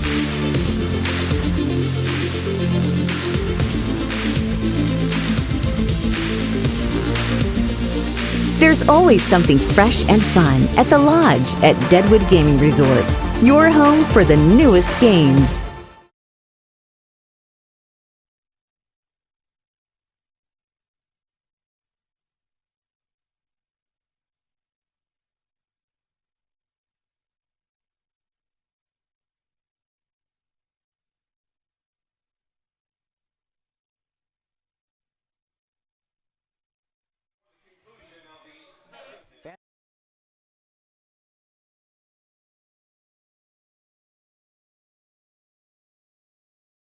Tomorrow, the beginning of June, you can go to the Spearfish Sasquatch website, spearfishsasquatch.com, and you can bring your dog out to the ballpark. I'm sure there's still tickets available, so make sure you head over to the Spearfish Sasquatch website, spearfishsasquatch.com. On that site as well, you can view the schedule where you can see all the promotional days and when they'll be, so you don't miss the promotional night that you want to go to. You can plan your trip accordingly if you're coming out, or if you're already here in Spearfish and you're trying to figure out what games you want to come to, check out the calendar and come out to Black Hills Energy Stadium to see the Sasquatch on the field. A first pitch in there for strike 1 on Micah Wallett. We're at the 6th spot in the order here to begin things in the home half of the 5th. It's Wallett, Darnell, and Green going up against Pickens for a second inning, who quickly gets in front of Wallett here with 2 strikes, 0-2.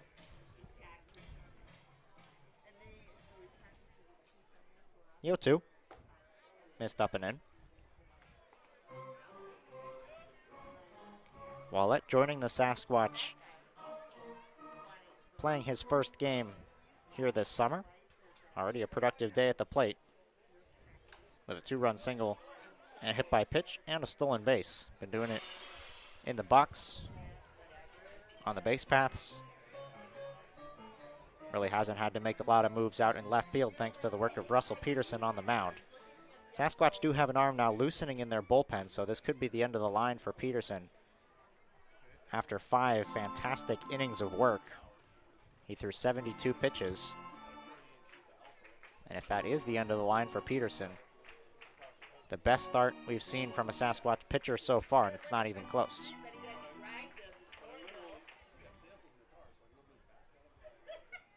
Pickens ready with the 1-2. This one's lined to third, 1 hop over at Barry, and he won't be able to get to the ball in time. He'll 1 hop it over to first. It's going to be a base hit for Michael Wallett, his 2nd hit of the game, and he's aboard for a 3rd time. Sasquatch offense looking to tack on here in the middle portion of this game. Brings up the third baseman, Dylan Darnall. A walk in the first, a pop out in the third. 1 for 2, or 0 for 1 afternoon for him, though he's reached base 1 of 2 times. Wallette already has a stolen base in this game. The pitch misses in the dirt. 1 ball and no strikes. Sasquatch entering today's game barely ran at all on the base paths. They only had 3 stolen bases on the year. Wallette tacked on a 4th. He could have 2 of the team's 5 if he takes off at some point here. In the dirt again, 2-0.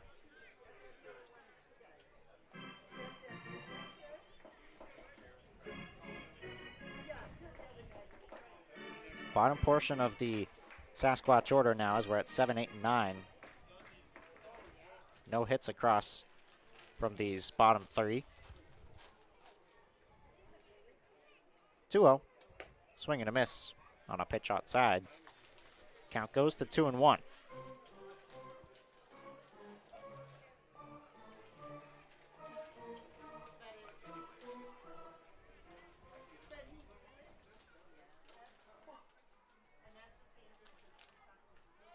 Runner goes, pitch is fouled. Smollett will have to go back to first. Had a good jump, tried to swipe second. Around the ILB, as I mentioned earlier, this is one of 3 games going on today. The Hastings Sodbusters currently lead the Oahe Zap 3-0. That's in the bottom of the 3rd. And the Sodbusters have the bases loaded. So they're threatening to tack on more. The Fremont Moo and Casper Spuds are also underway out at Fremont. Though no score update from as far as I can see. 2-2. Grounded to third. We'll see if they can turn 2. The throw to second in time for 1. On to first, the double play. Darnell grounds into a 5-4-3. And there's 2 outs now in the 5th.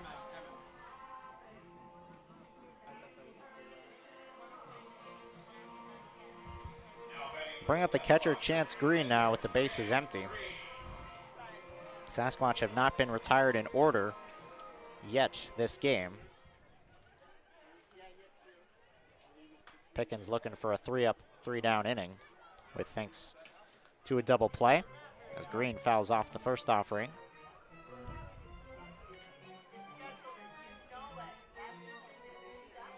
Green and Evans, the 2 guys splitting the catching duty this year. And he lost one in the air to center field. Should be playable for Waller, and he makes the catch. So 3 up, 3 down. In the 5th, go the Sasquatch. They'll still carry a 5-0 lead to the 6th when we return here on Spearfish Sasquatch YouTube.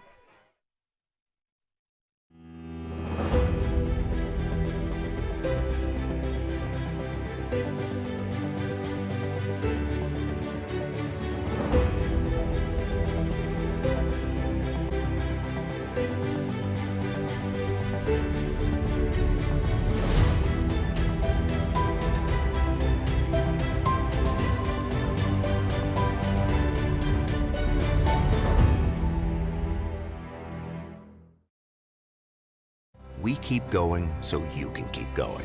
With advanced orthopedic care, technology, innovations, and treatment. So keep exploring, keep making memories, keep going with Monument Health as your partner.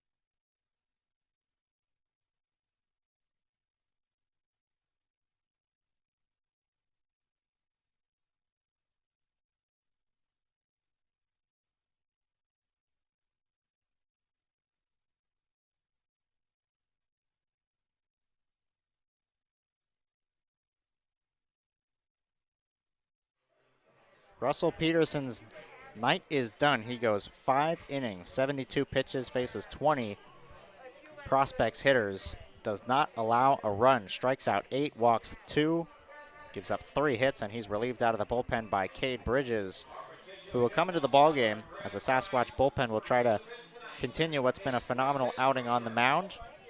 It'll be Bridges who will start things off for the Sasquatch out of the bullpen. They'll need to get through the middle and end portion of this game.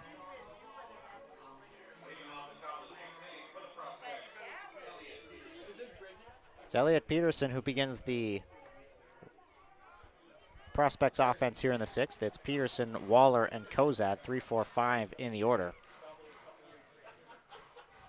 Bridges did not start the season off the way he wanted to, going 2 1/3 innings pitched over his first 2 outings.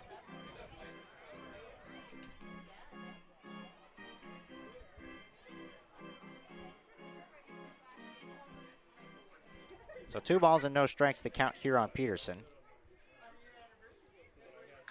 In on the hands, and it's fouled away. 2-1.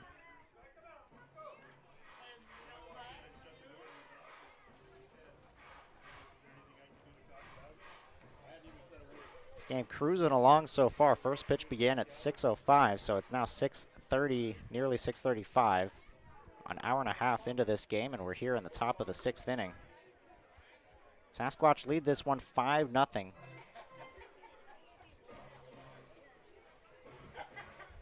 As Cade Bridges will try to retire Peterson here to begin the 6th inning.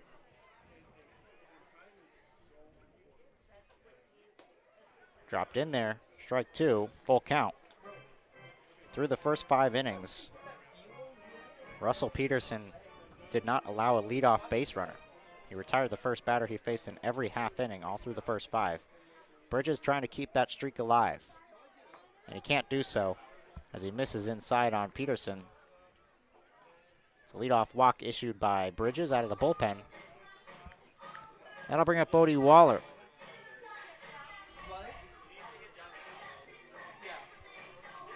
Bodie Waller, the cleanup hitter.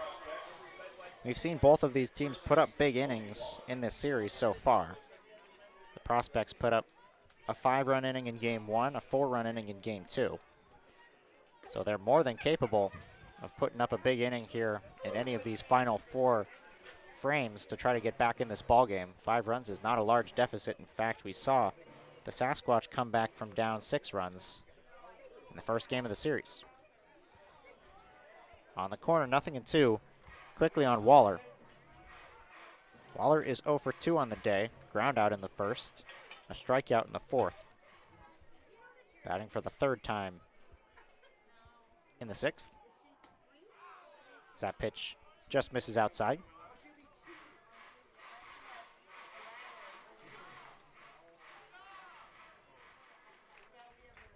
Peterson is 2 for 2 on stolen bases in the series so far. Checking out first. Be surprised if we see him in motion, considering base runners at this point in the game for the Prospects so crucial. But if they're confident they can get a stolen base, why not try to take the 90 feet? Count even here, 2-2 on Waller.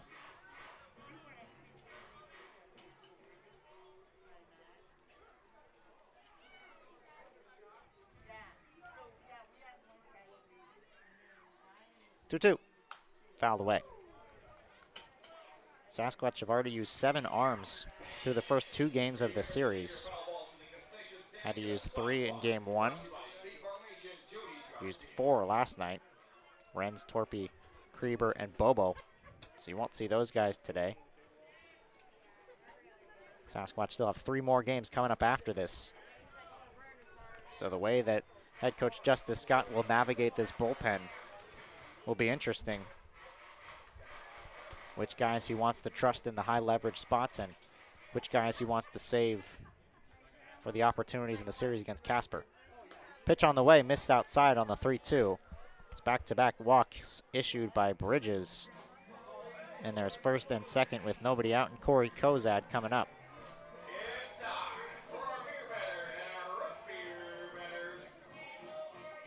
Well, walks was sort of what got Cade Bridges in his first 3 games. Coming into today, had pitched in 3 games, 2 1/3 innings, and he'd given up 6 runs, 5 walks in those 2 1/3. He's tacked on 2 more walks already to start this outing, and he misses inside on Kozad. 1 ball, no strikes. Middle of the order for the prospects. Walks, the last thing you want to see if you're head coach Justice Scott right now. 1-0. Inside again, 2-0. Kozad hit a long double his last time up in the 4th. He's 1 for 2. Though he's hit the ball twice, was robbed of a hit in the 1st inning on a fantastic diving play by Ryan Bachman. 2-0 in there. Gets back in the count here, 2-1. That pitch just caught the bottom part of the zone. Elliot Peterson stands on second. Bodie Waller stands on first as Bridges will step off and Chance Green will jog out to the mound. Haven't seen the Sasquatch have to go out and make a mound visit in this game because of the work done by Elliot Peterson. We didn't see pitching coach Bill Sizemore. And I don't even think Chance Green went out there to talk to him, maybe once in those first 5 innings. But right now, ahead of a big pitch here, 2-1. Don't want to give in to Kozad and give him something to hit, but got to come back and throw strikes. Do not want to load the bases here.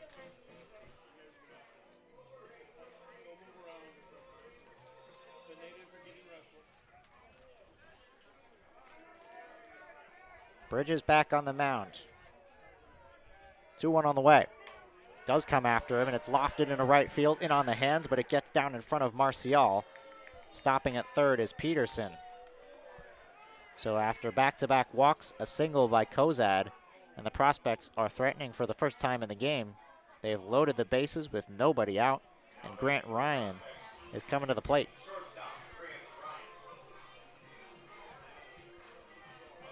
So Ryan, the shortstop, is 0 for 2 on the day. Struck out and grounded out in his 2 at-bats against Peterson. Darnell is only a step back of the grass on the third base side. The other 3 infielders playing at normal depth, and this one's through the left side and into left field for a base hit. All runners will advance 90 feet. Scoring from third is Peterson. And the prospects, still with nobody out, have put their first run of the game on the board. It's an RBI single for Grant Ryan. And the bases are still loaded, and the tying run is now coming to the plate in the form of Trenton Berry. 2 walks and 2 hits in this half inning. And what seemed like the Sasquatch were going to be able to lock this one down and cruise to a victory. Not the same story right now, as the prospects are threatening for a big 6th inning. 1 run on the board, bases still loaded, nobody out. Trenton Berry, who struck out both times, is down in the count 0-1. Inside, count even. Crowd trying to get into it here at the ballpark. Very big crowd on hand, biggest of the year so far, ahead of fireworks night on this Friday afternoon, becoming evening. This is lofted in the air to left center field and pretty well struck, going back on its Green and Wallett. Neither one's going to be able to get it, and that one bounces up against the wall. 1 run scores, 2 runs score. Here comes Ryan. He'll be in without a throw. It's a bases clearing double for Trenton Berry, and it's a 1-run game, 5-4 Sasquatch.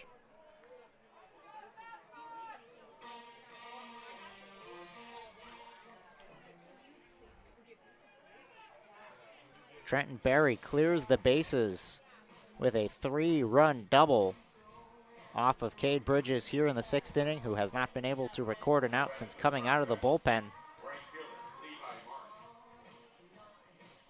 And 4 runs already in this half inning, and the prospects threatening for more. With Levi Martin, the 8th hole hitter, now at the plate. Takes inside, 1 ball, no strikes. After Martin, it's the 9-hole hitter Bryce Waller. And then the top of the order would come back up. In the dirt, blocked by Green. Holding at second is Berry. We'll Bridges just trying to get out of this and keep the Sasquatch in front. Led 5-0, already 4 runs in.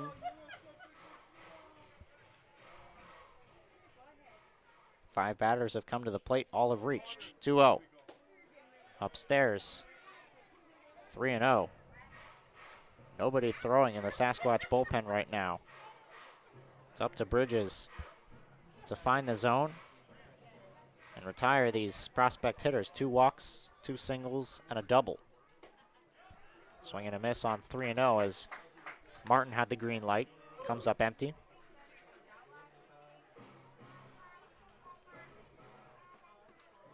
(3-1). Well out in front of it and fouled away. So Bridges gets back in the count from down 3-0. He's made it 3-2.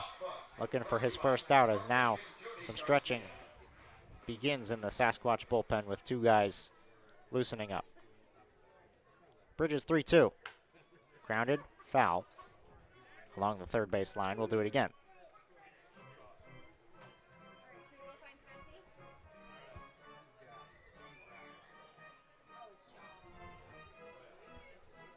Looks like it's Elijah Bobo who might be stretching out there in the bullpen. He pitched 2 innings yesterday.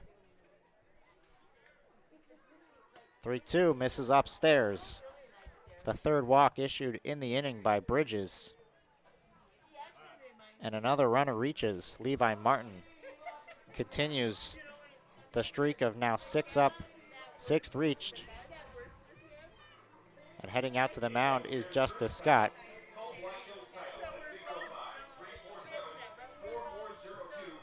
I see Cade Bleeker as well standing by the bullpen, but nobody has been throwing.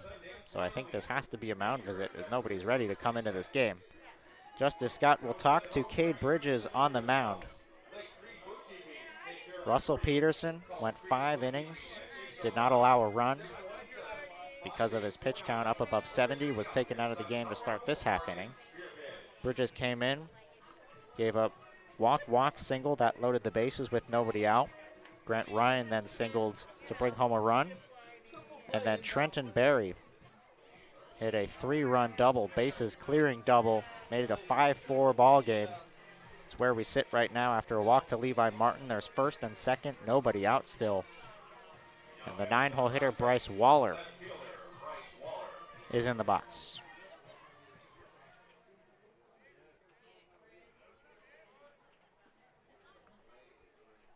First pitch to Waller. Misses for ball 1. A lot of ball 1s in this outing right now for Bridges, falling behind these hitters. He's now thrown 29 pitches, 13 of them for strikes.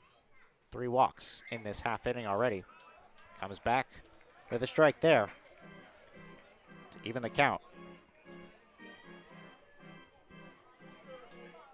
Middle infield looking for a double play ball. Finn is playing behind the runner Martin at first. Coleman holding on Barry at second. Has a nice breaking ball. Cuts back in towards the middle part of the zone and is taken for strike 2. Another 2-strike count. Pitch on the way. Missed. Green able to get to it to block it. So we'll go to 2-2. Couple 2-strike counts in this half inning for Bridges. He just hasn't been able to put a batter away, either via a strikeout or a weakly hit ball. Kozad's single was hit hard, Ryan's as well. And Barry's double, of course, hit over the head of both outfielders out in left center field. The 2-2 from Bridges. Up and in. Count goes full, and he's in danger of walking a 4th and loading the bases.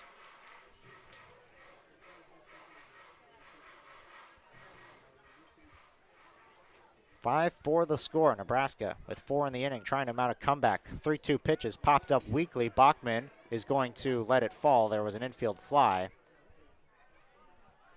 Smart play by Bachman to try to let that one fall in front of him in turn 2, but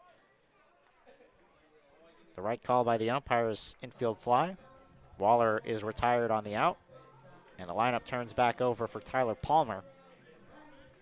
as Bridges is finally able to record the first out. It is Elijah Bowo who begins throwing in the bullpen right now for the Sasquatch after going an inning and 2/3 yesterday. Could come in for a second appearance in as many games. Sasquatch don't really have a lot of arms to be thrown out there. But Bobo pitched very nicely yesterday. 0-1 is fouled away. 0-2. Well, you hope if you're the Sasquatch that maybe after getting the first out, the confidence goes up for Bridges as he pounds the zone with 2 strikes on Palmer. Working a little quicker on the mound, shakes off the first sign and the second sign and the third sign. Now he steps off. One of those had to be the right pitch. Gets the sign he likes here ahead of an 0-2 with first and second and 1 out. Comes home and misses in the dirt. Green can't block it. Ball gets away. Both runners advance. Tying run now moves 90 feet away at third base. It's a wild pitch. Martin will go to second. Barry to third.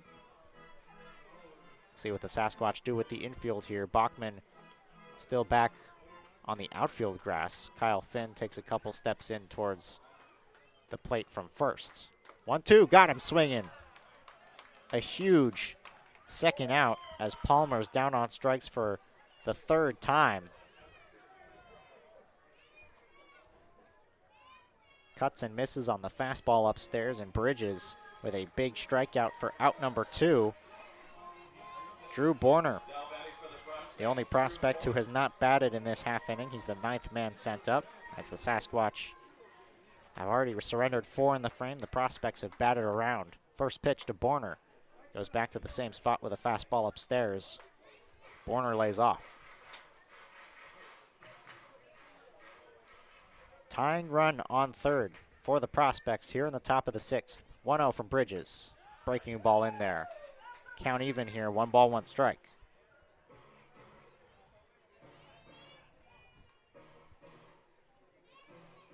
Three walks, 3 hits, 4 runs in the frame. This pitch is lofted towards the dugout on the first base side. Finn going over, up against the screen, he makes the play. Kyle Finn right in front of the dugout, retires Borner on the pop out to end the inning. The prospects do some damage. They score 4 runs and they send up 9 batters to the plate. But the Sasquatch hang on to the lead. They lead at 5-4, and the offense looking to answer back when we come back here on Spearfish Sasquatch YouTube.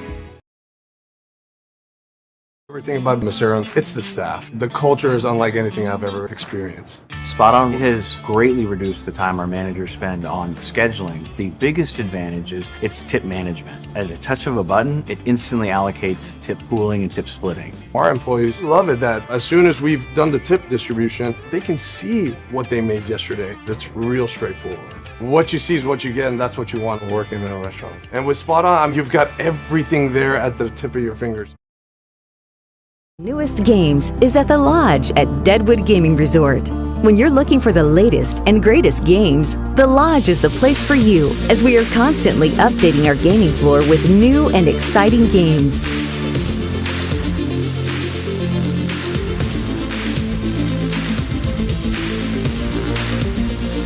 There's always something fresh and fun at the Lodge at Deadwood Gaming Resort, your home for the newest games.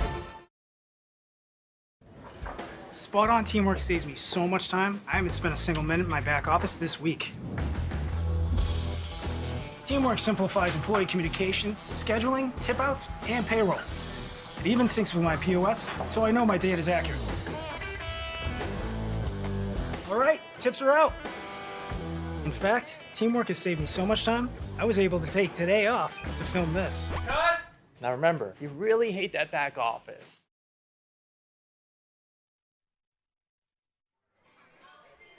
Bottom of the 6th inning, the Sasquatch, who once led 5-0, now find themselves only leading by 1. The score is 5-4, as Cameron Pickens is back on the mound for another inning of work for the Prospects. They'll face 9-1-2 for the Sasquatch, Micah Coleman, Ryan Bachman, and Ben Green. Appreciate you for spending some of your Friday night with us here at Black Hills Energy Stadium, enjoying some baseball at the ballpark, or for you, probably in the comfort of your own home. A ball and no strikes to begin the 6th inning on Micah Coleman. Hit by pitch in the 2nd, flew out in the 3rd. 2-0 the count. Sun's still out here at the ballpark as we approach 8 o'clock. The day's just still getting longer. Chance we might even be able to finish this one before the sun goes down. Unlikely, but possible. The lights come on here at the ballpark. Pitch in there, first strike, 2 balls and 1 strike, now the count.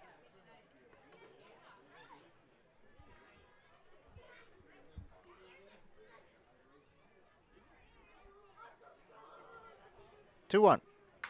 In the air, right field, and pretty well struck. Martin going back on it, still back. It's going to get over his head and up against the wall. Coleman headed for second. He'll get there standing up with a leadoff double as Micah Coleman gets into one to right. And the Sasquatch with an instant answer here to begin the 6th inning. A runner on second, nobody out in the top of the order coming up.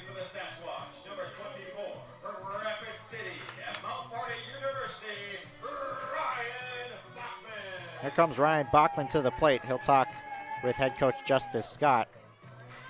And trotting in from second base, Borner will also have a short conversation with Pickens on the mound. Not sure what the discussion would be here with Bachman. Perhaps a bunt play. We've got speed from Coleman on second base, and Sasquatch might play a little bit of small ball. We'll see.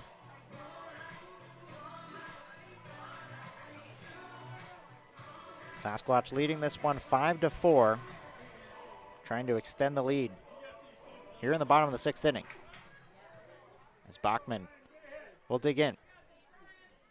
Borner playing close towards the second base bag, holding on Coleman. Takes a couple steps now to his left and now goes back to his position.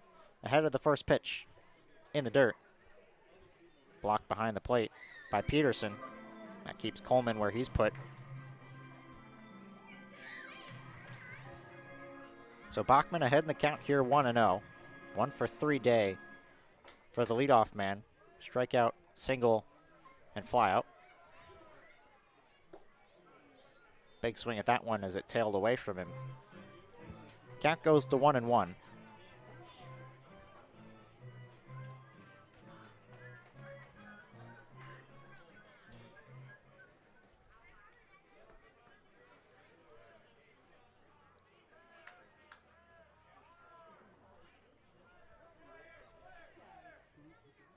In the dirt, blocked again by Peterson.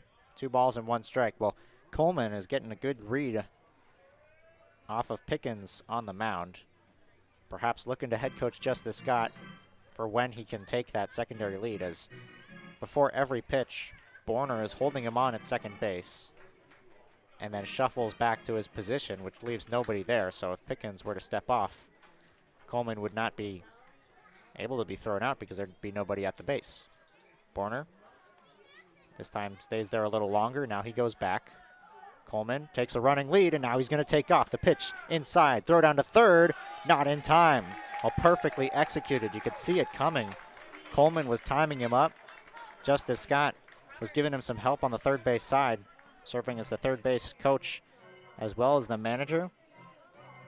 And they execute it perfectly. A stolen base of third moves Micah Coleman to third with still nobody out in a 3-1 count. That's what you'd love to see more of from the Sasquatch, who've been getting run over on the bases and unable to do the same to their opponents. Bachman grounds one to second base. Borner will make the play and throw to first in time. The infield was back, but the ball was hit too hard, and it went just underneath the glove of Pickens, so Coleman had to hold up at third, couldn't come home. A ground out by Bachman keeps the runner stranded at third with 1 out on the board. And Ben Green coming up. Now the Prospects will bring the infield in. Borner and Ryan Toes on the grass up the infield. Waller and Barry on the cutouts at first and third. And Ben Green, who's hit the ball hard here today, is up to bat. He walked in the first, singled in the second, and roped a double over the head of Martin in right field his last time up in the fourth. 2 for 2 afternoon. Reached base all 3 times. He scored 2 runs. Trying to tack on another right now for the Sasquatch and make it a 2-run ball game.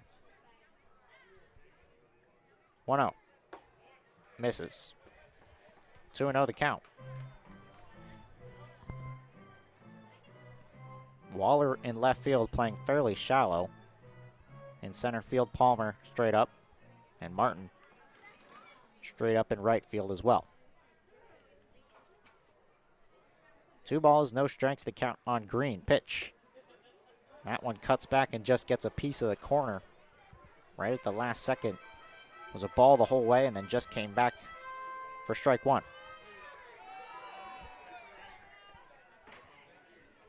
2 spot in this order, Ben Green.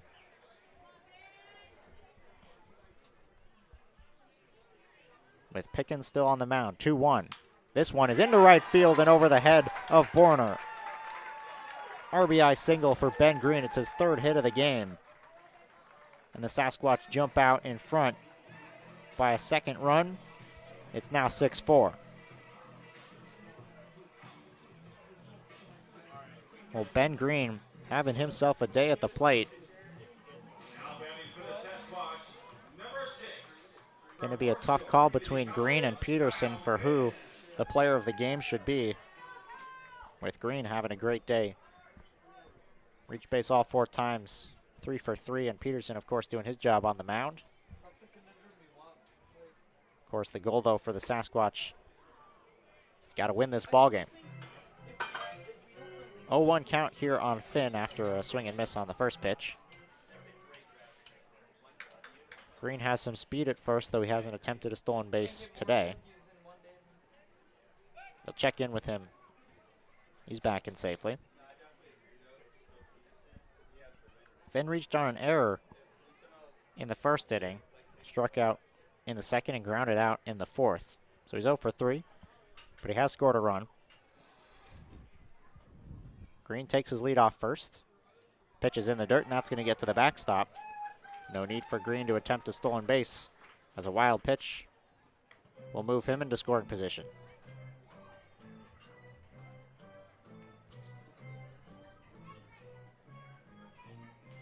So Finn, who's had a quiet day, was quiet, relatively quiet by his standards in the first game of the series where he went 1 for 4. Yesterday he got a pinch hit RBI single in his only at-bat. Green dancing off second base. Almost broke for third and timed it up, but able to step off his Pickens. See if the Sasquatch try the same thing again here. Borner once again holding on Green. Now the pitch to the plate is low. 2-1 the count. Just having a guy at second base and the threat of him stealing third could do a little bit to take the pitcher's focus off the batter as well. And with Kyle Finn at the plate, you need your focus on the batter. 2-1. Fouled straight back. Finn was right on it. Fouled it back to the screen. Game just went final as the Sodbusters beat the Oahe Zap. 5-0 is the final score out in Hastings. That is the only other game going on as the rain canceled the game between the Spuds and the Moo. Spuds will come to town tomorrow. Finn ropes one foul, headed for the bullpen out on the Nebraska third base side.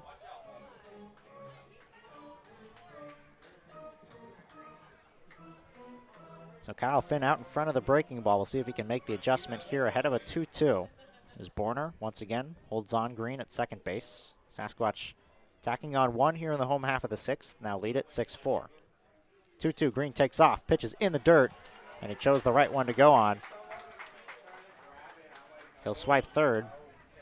And now 90 feet away from a 7th run and a full count pitch coming on the way to Kyle Finn.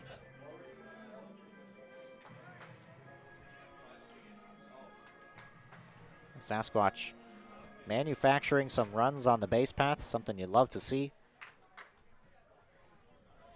as they make the proper adjustments here early on in the season. The infield once again comes in ahead of a 3-2. The pitch from Pickens. Misses outside. Finn draws the walk. The Sasquatch will have runners on the corners. Still just one out. And the DH, Seth Nelson, comes to bat. Well, Finn not necessarily known for his speed at first. Justice Scott will give the sign from third as the middle infield now comes back looking for a double play to get out of it. Certainly with the speed on third of Ben Green, if Finn does take off for second and they do throw down, you'd imagine Green would break for the plate. See what the decision is here in terms of the bases. Of course, Seth Nelson at the plate. A strong bat could drive in the run himself as he fouls the first pitch off out in front of it. 0-1.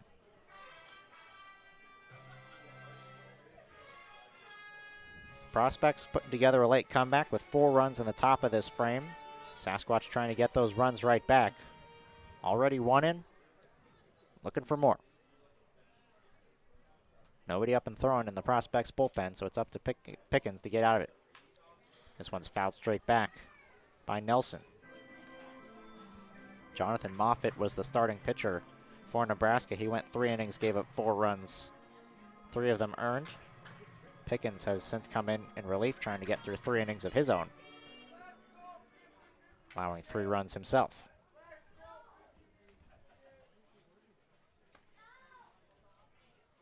Oh, 2.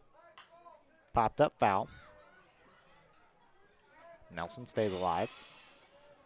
Walk for Nelson in his first time up, a sac fly in his second, and an RBI single in the 4th.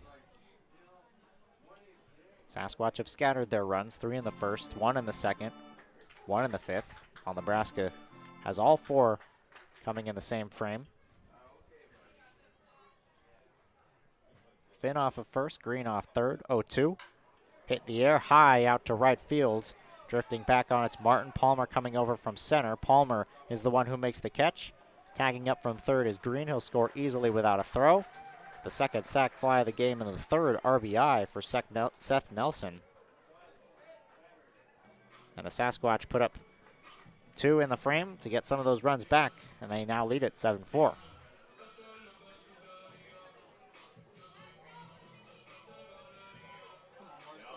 Brings up Javier Marcial. Another quiet day at the plate for Marcial. An RBI walk in his first time up. Fly out and a ground out. His other 2. Finn takes off. Marcial fouls it away for strike 1. First hit still eluding Marcial this summer. His swing looking good. Certainly has shown his ability in batting practice. But he struggled in his first few games here of the summer. Behind the count here, 0-1. Misses inside here. 1 ball, 1 strikes. 1-1 the count here on Marcial.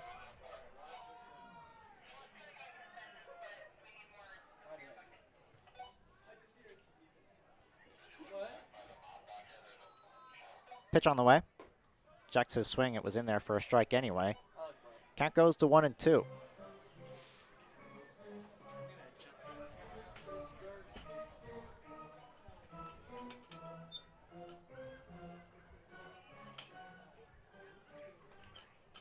Pickens trying to work through the 6th. 1 ball, 2 strikes, 2 outs. Finn takes off. The pitch is outside. The throw down to second is not in time. Kyle Finn, speed demon on the bases, swipe second. Certainly not necessarily known to be able to swipe bags. That's not his job in the order batting in that 3 spot, but comes up with a stolen base there, and now Marcial could get his first hit of the summer and perhaps an RBI here with a base knock.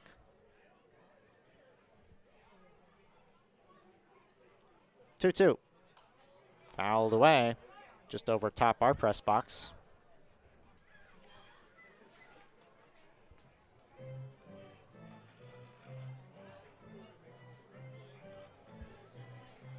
So Kyle Finn on second, he'll be able to get a big lead with nobody really holding him on.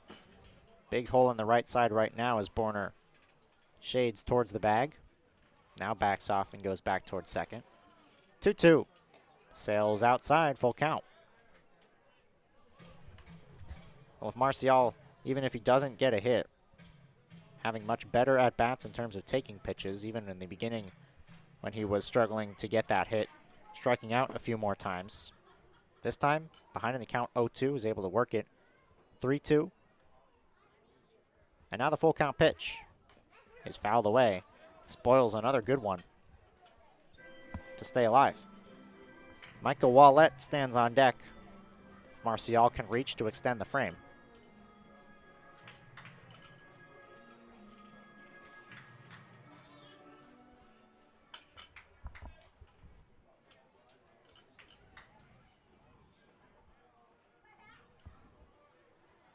Pickens 3-2 is hitting the left field. Charging in is Waller, and he will make the catch for out number 3. Marcial hit it right on the money, but winds up without the hit. Sasquatch answer back with 2 runs in the bottom of the 6th inning. We're headed to the 7th. Sasquatch now lead it 7-4.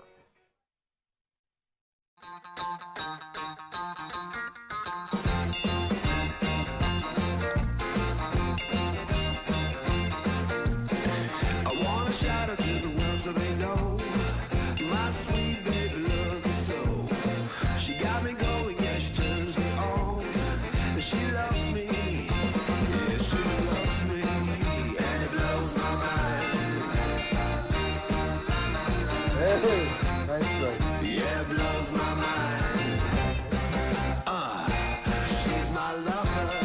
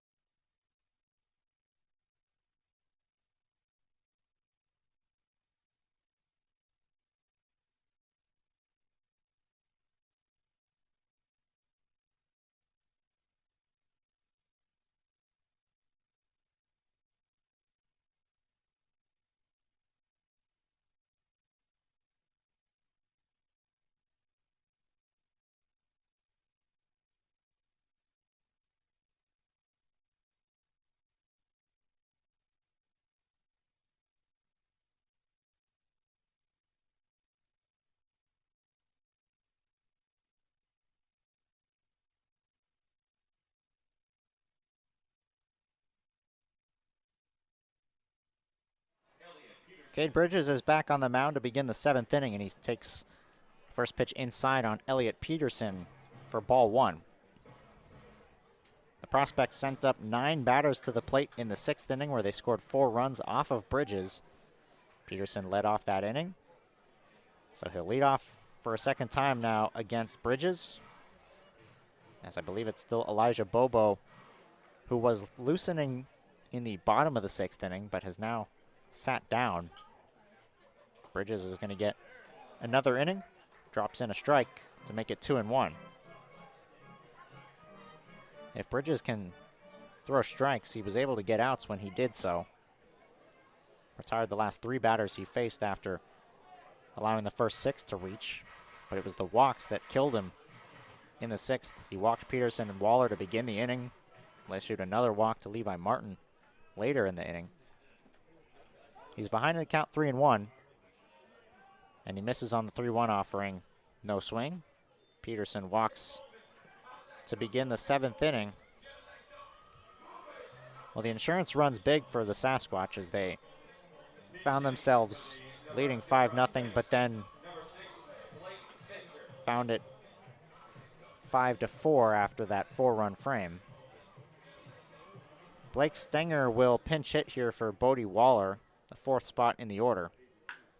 And he goes after the first pitch and hits it hard out to left field. That ball is going to go up against the wall over the head of Wallette. Headed for third is Peterson. He's in there standing up. And Blake Stenger wastes no time. Comes off the bench with a pinch hit double. And they have second and third here with nobody out. And the tying run now comes to the box in the form of Corey Kozad. Head coach Justice Scott will head to the mound. And he will motion for a new arm out of the bullpen. Sasquatch are going to the pen. Elijah Bobo is coming in. We'll introduce you to him when we return here on Spearfish Sasquatch YouTube.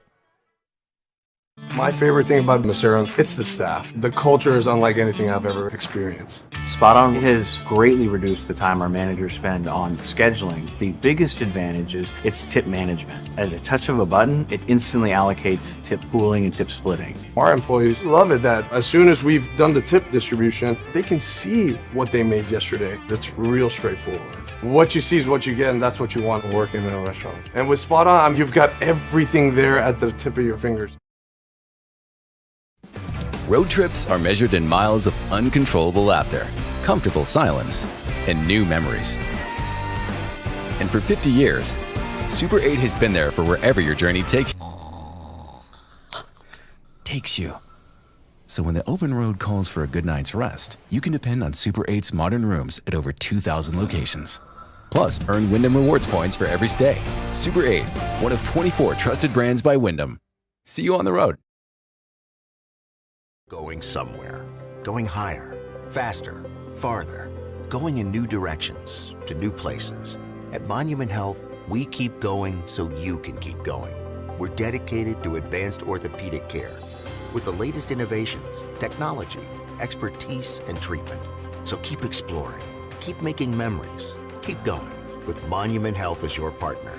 Learn more at monument.health/orthopedics.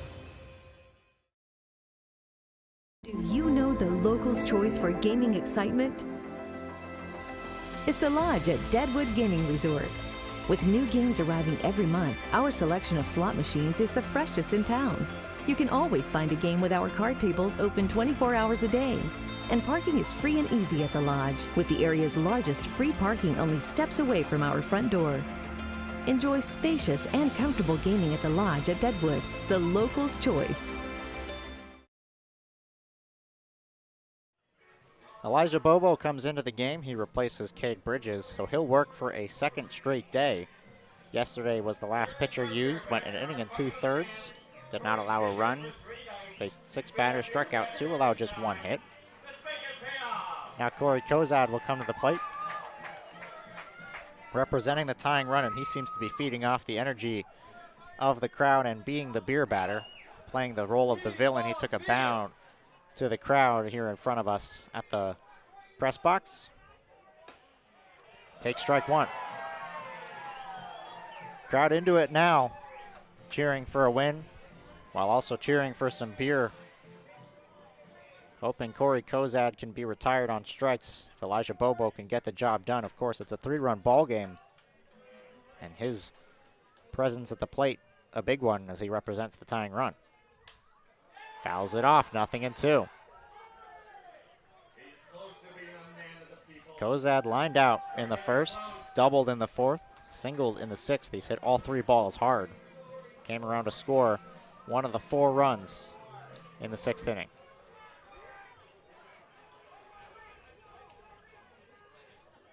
Bobo shakes off 3 times. Now comes set here ahead of the 0-2. Pitch. Just missed. Fans wanted that one, as it just drifted outside. 1 ball, 2 strikes to count. Elliot Peterson is on second. Pardon me, Elliot Peterson's on third. Blake Stenger, who pinch hit and got a double, he's on second. 1 ball, 2 strikes to count on Kozad. Here's the pitch. Upstairs, 2-2.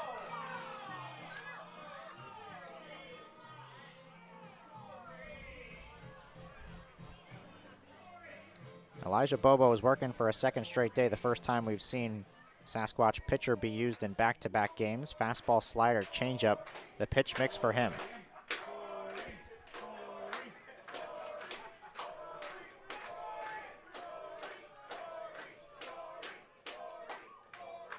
In the air, left field. Heading over is Wallett. He is not going to make the play as it drops in front of him. One run comes in to score. The throw comes into third. It's an RBI single for Corey Kozad. And the Prospects get another one. 7-5 now the score.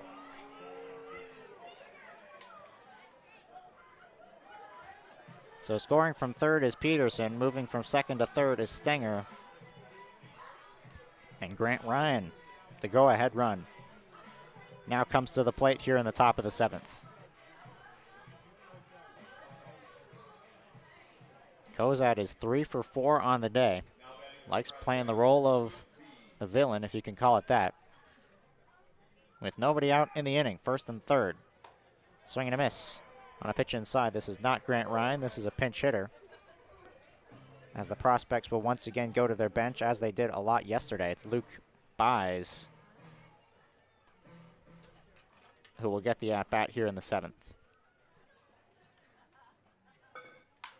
And he goes after the first pitch and grounds it to second. Bachman makes the play. They go to second for one, on to first, not in time, as it can't be dug out at first base by Kyle Finn. Scoring from third is Stenger. Kozad is retired on the bases, and Buys will reach on a fielder's choice. So we're back to a one-run game as another run comes in to score.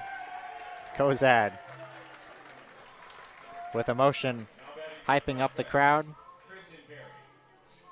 Trenton Berry now comes to bat. With one out on the board, the Sasquatch leading by 1, 7-6 the score. Tying run still out there on the bases in the form of Luke Buys. Jacob Perrin will pinch hit.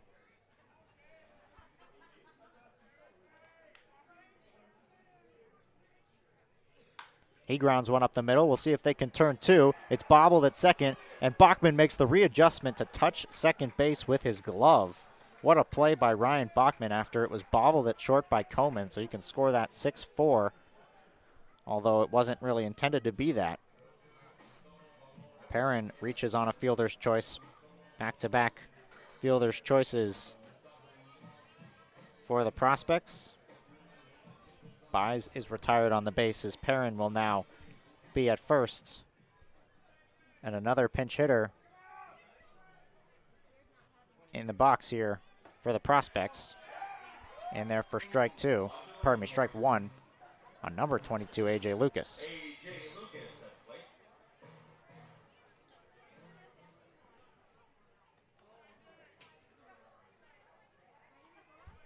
The 0-1, runner goes, pitches upstairs, throw to second is not in time, and Bachman lets the ball skip into right field, but no movement from Perrin at second base as he settles for just the stolen bag. Tying run now in scoring position at second base. Prospects went to the bench several times yesterday. Brought up 5 pinch hitters last night's game. They've now used 4 today. So we're here in the top of the 7th inning. 1-1. Upstairs. 2-1 now the count. We're at the 8th spot in the order here in the form of A.J. Lucas, the pinch hitter.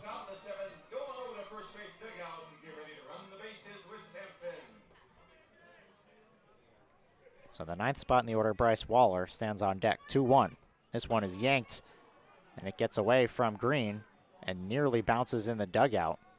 Advancing to third on the wild pitch is Perrin, and now the tying run is 90 feet away.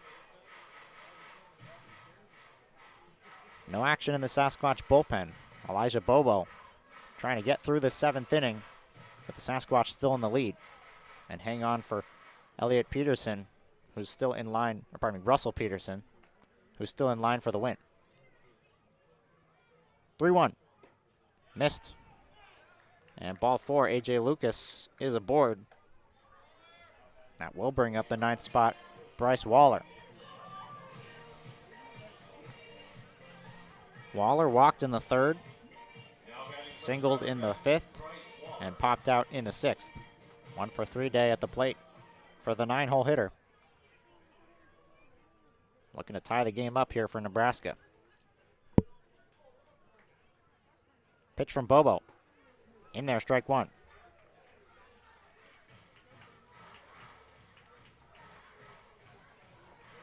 Seventh batter the Prospects have sent to the plate here in this 7th inning. They scored 4 in the 6th to get back in the game. 2 in this half inning to make it a 1-run game once again. 0-1. In there, strike 2. Went to the slider. And there's no balls and 2 strikes. Now the count on Waller.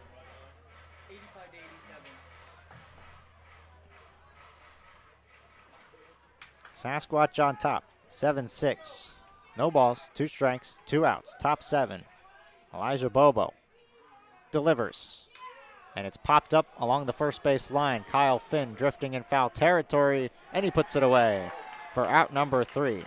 So the Prospects bring home 2 more runs to cut the deficit back to 1. The Sasquatch will carry a 7-6 lead into the 7th inning stretch. When we return, Sasquatch bats coming up.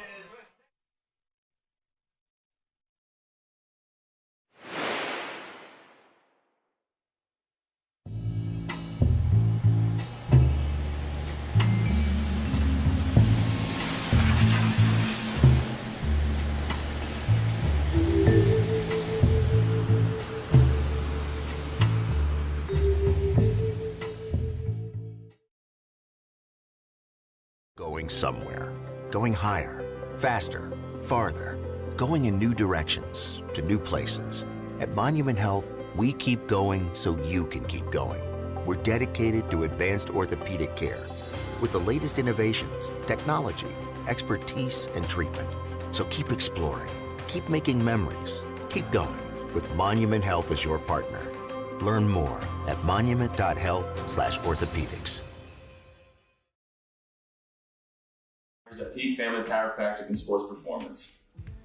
We all take different paths in life. That's why we utilize multiple different treatments here at Peak. Our main treatment is our high-level chiropractic adjustment, but we also emphasize the use of cupping, scraping, vibration massage, trigger point therapy, and active care to promote movement, strength, mobility, and most of all, pain relief. Why travel to multiple locations when you can have total wellness under one roof? Stop in today and let's get you to your peak. Everything about Macero's, it's the staff. The culture is unlike anything I've ever experienced. Spot On has greatly reduced the time our managers spend on scheduling. The biggest advantage is its tip management. At a touch of a button, it instantly allocates tip pooling and tip splitting. Our employees love it that as soon as we've done the tip distribution, they can see what they made yesterday. It's real straightforward. What you see is what you get, and that's what you want working in a restaurant. And with Spot On, you've got everything there at the tip of your fingers.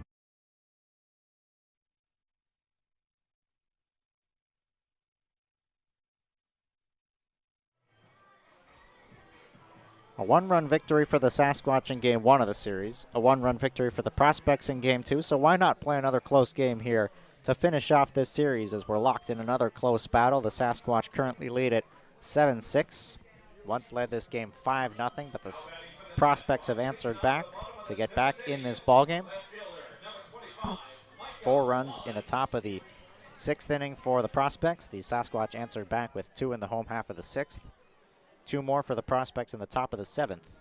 So that's 3 straight half innings where we've seen runs put on the board. Sasquatch looking to make it a 4th half inning with another offensive frame.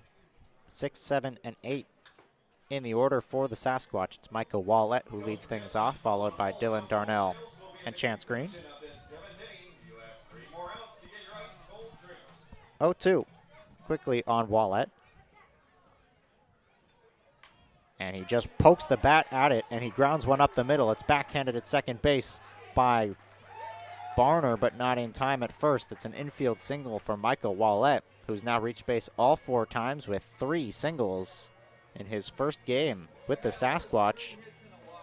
2 RBIs on the day. A productive game for him. And Dylan Darnell will now come to the plate.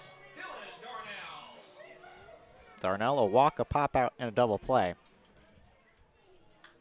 The line for the third baseman today. And he grounds one to third, and this one gets underneath the glove of Barry and into left field.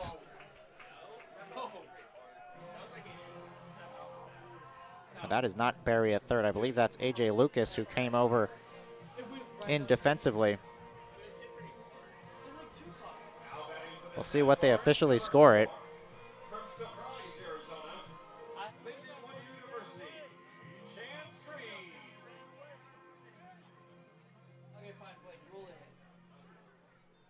Wasn't touched there at third, so I think it's going to go down as a hit for Dylan Darnell. The Sasquatch have first and second, and this ball skips away. A wild pitch will move both runners up.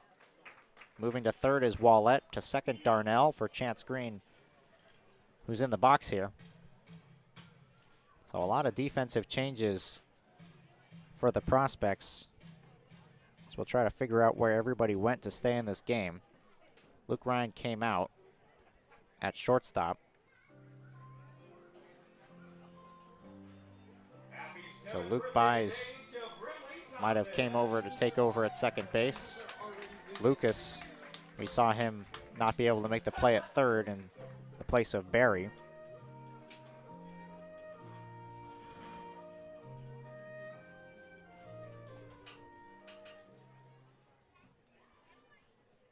I believe Tyler Palmer is now in at first base as well. In the case of Palmer, or pardon me, Waller was the first baseman. Palmer moves from center field to first, which would allow Stenger to stay in the game. Can't tell from here if he's still in there out in center. Ball and no strikes to count, and the pitch misses outside. 2 balls and no strikes.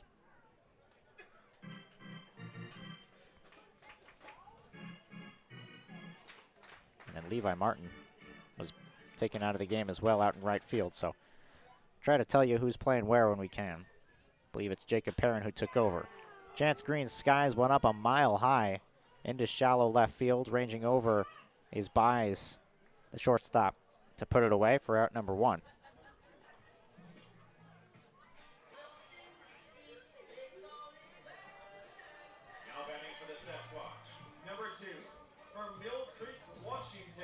So 1 away for the Sasquatch now in the home half of the 7th as they look to tack on and add some insurance runs. Elijah Bobo pitched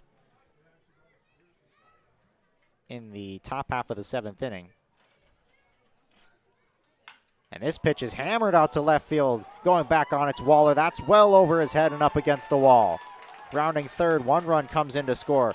Here comes another. Throw cut off. No throw will be made to the plate as Wallett and Darnell both score easily. Micah Coleman brings home 2 with an RBI double. The Sasquatch are able to put up 2 more to extend the lead. It's now 9-6.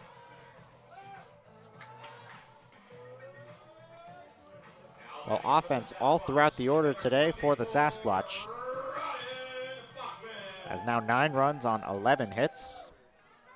Micah Coleman with 2 doubles out of the 9th spot in the order. Brings home a pair of runs. Kyle Finn was the one loosening up in the bullpen.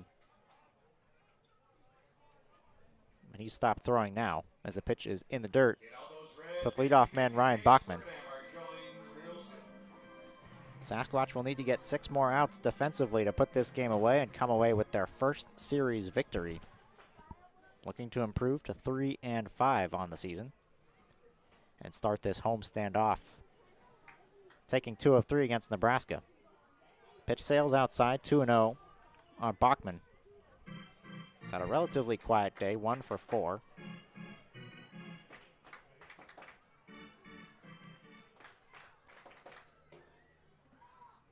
One out in the inning. Micah Coleman at second. Sasquatch back up top by 3. 2-0. Outside. 3 balls and no strikes. Prospects will get an arm loosening in the bullpen.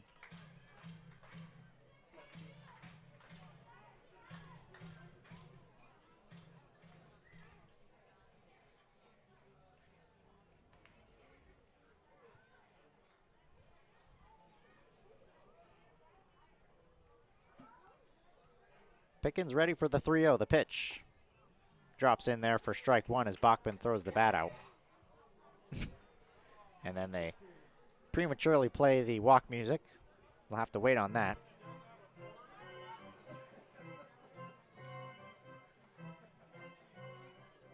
I believe it's Charlie Mosser getting loose in the bullpen for the prospects as Pickens might be towards the end of the line here in his outing. Up to 74 pitches on the day. It's skied out to right center field. Ranging over is Stenger. The new center fielder puts it away for out number 2. Advancing from second to third is Coleman.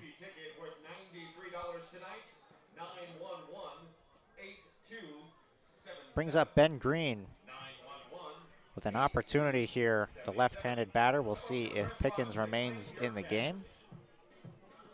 Right now, no movement out of the dugout, so it looks like it will be Pickens who will face Ben Green, who has had a monster performance in the 2-hole. A walk, a single, a double, and another single. 1 RBI, 3 runs scored. Chance to pick up a second RBI here in the home half of the 7th. Pitches in the dirt. Coleman will stay put at third. 3 hits in this half inning for the Sasquatch and 2 more runs crossing home plate, giving the Sasquatch a 3-run lead now. Heading towards those final 2 innings, Sasquatch looking to tack on with Ben Green at the plate. Here's the 1-0. Sails inside, 2-0.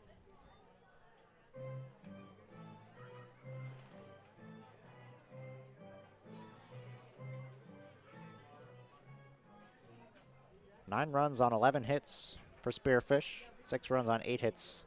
1 error committed for Nebraska. 2-0. Check swing. Pitch wasn't called a strike. They don't appeal. 3-0. Green looking to reach base for a 5th time this game. Kyle Finn stands on deck.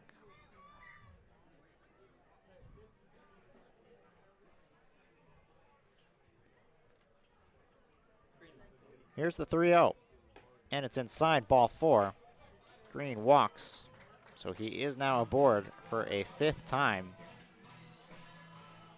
And the first baseman, Kyle Finn, will come to the plate, but he won't be facing Cameron Pickens. The motion to the bullpen is made. Charlie Mosser will come into the game with 2 outs and runners on the corners as the Sasquatch looking to tack on a few more runs.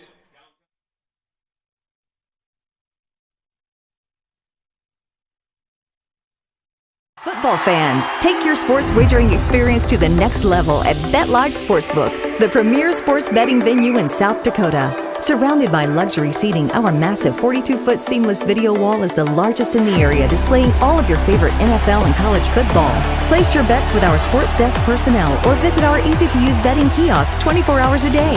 The best place to touch down and catch the game is at BetLodge Sportsbook, located inside the lodge at Deadwood Gaming Resort.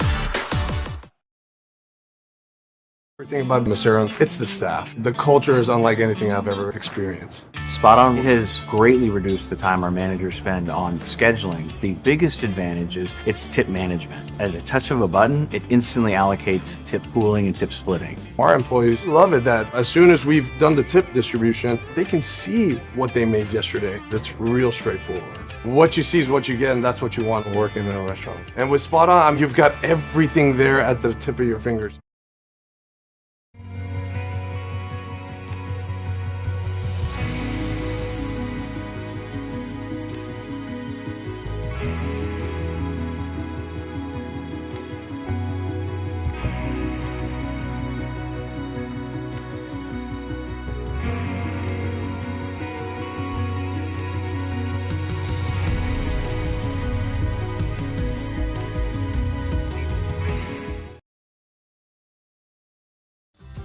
When you venture to Spearfish in the Black Hills of South Dakota, you'll find rugged hiking and biking trails, extreme rock climbs, and views that will take your breath away. Plan a Spearfish vacation and come find your adventure. Spearfish, my great place in South Dakota.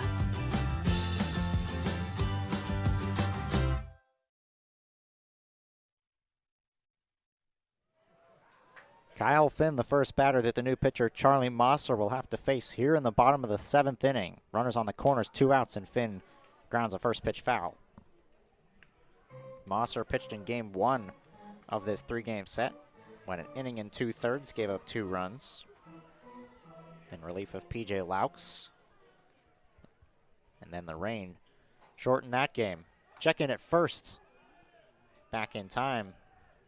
They try to get the trailing runner, Ben Green, who's being held on at first base by Palmer. Green at first, Micah Coleman at third, who brought in 2 more runs with an RBI. RBI double earlier this half inning. Finn, a quiet night at the plate. Reached twice on an error and a walk. Was retired his other 2. So he's 1 for 3. And he fouls that pitch back. Ball and 2 strikes now here on Finn.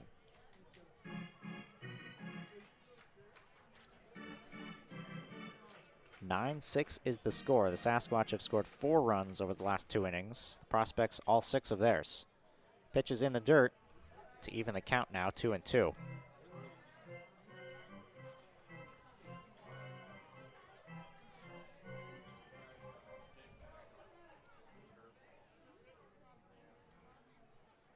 Two balls, 2 strikes, 2 outs. Runner goes. Finn goes down on strikes.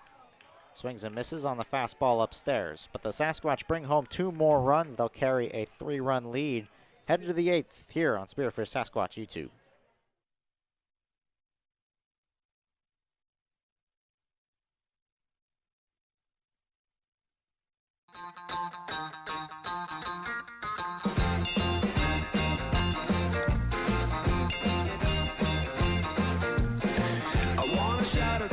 So they know my sweet baby loves me so. She got me going, yeah, she turns me on. She loves me, yeah, she loves me, and it blows my mind. Hey, nice strike. Yeah, it blows my mind. She's my lover.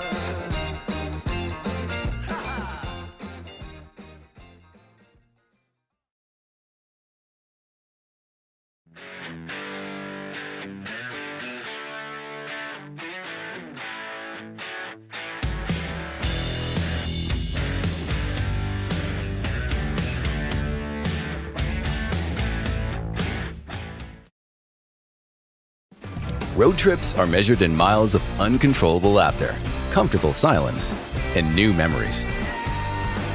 And for 50 years, Super 8 has been there for wherever your journey takes you. So when the open road calls for a good night's rest, you can depend on Super 8's modern rooms at over 2,000 locations. Plus, earn Wyndham Rewards points for every stay. Super 8, one of 24 trusted brands by Wyndham. See you on the road.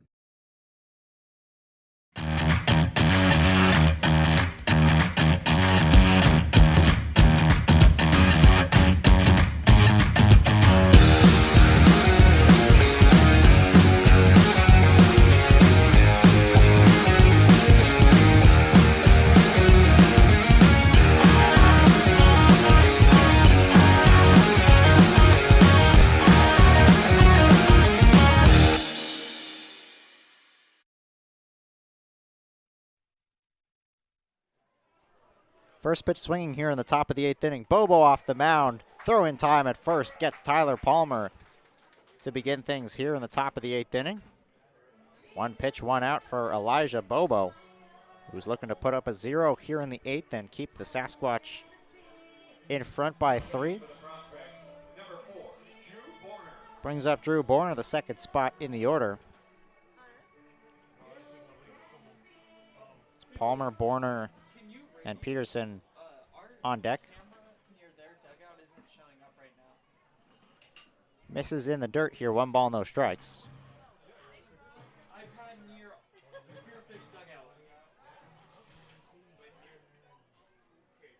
Bobo's 1-0 is upstairs, 2 balls and no strikes. Elijah Bobo came in relief of Cade Bridges, who struggled in an inning, went 1 inning plus as he tried to work into the 7th inning but couldn't get an out through the first 2 batters. Elijah Bobo came in and kept the Sasquatch in front. Misses inside here, 3-0 is the count.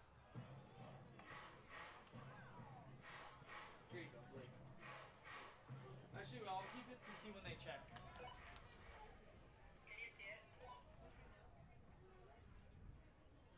3-0. Yes, that's good. In there, strike 1 on Borner. Sun finally seems to have set behind the hills over on the first base side. 3-1 count. Foul away. Bobo back in the count now, 3-2. Chilly evening here at the ballpark now that the sun has set. Fireworks show coming up after the game is over for these fans at the ballpark. Always a draw here at the stadium. 3-2. In on the hands and foul away. Another 3-2 coming. Elliot Peterson on deck. Borner 1 for 3 on the day with a single. Also drew a walk.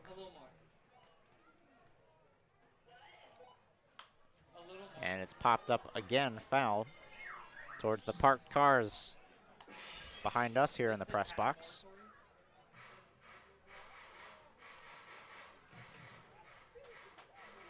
So a long battle here between Bobo and Borner. Another 3-2 pitch coming. And it's in there for strike 3. Borner thought he had ball 4. The pitch is called strike 3, and it's out number 2 here in the top of the 8th.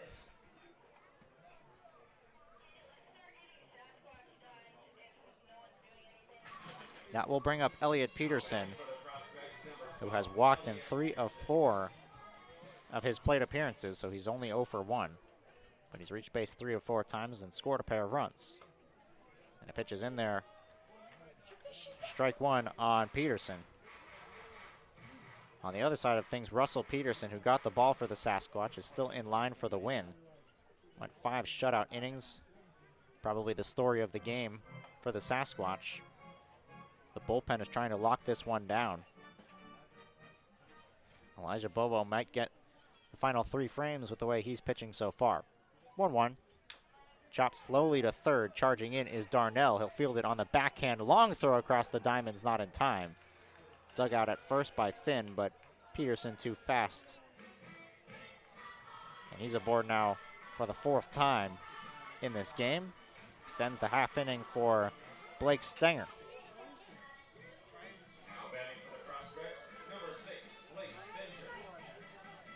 Stenger pinch hit for Waller in the 7th inning.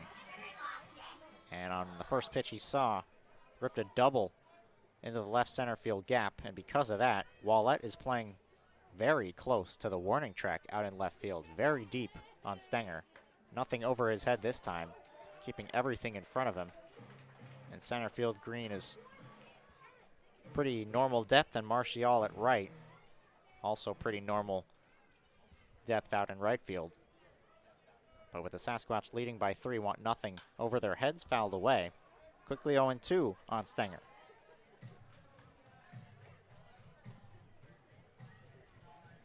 Elijah Bobo looking to shut down the prospects who've scored in each of the last 2 frames, all 6 of their runs coming across in the 6th and 7th innings.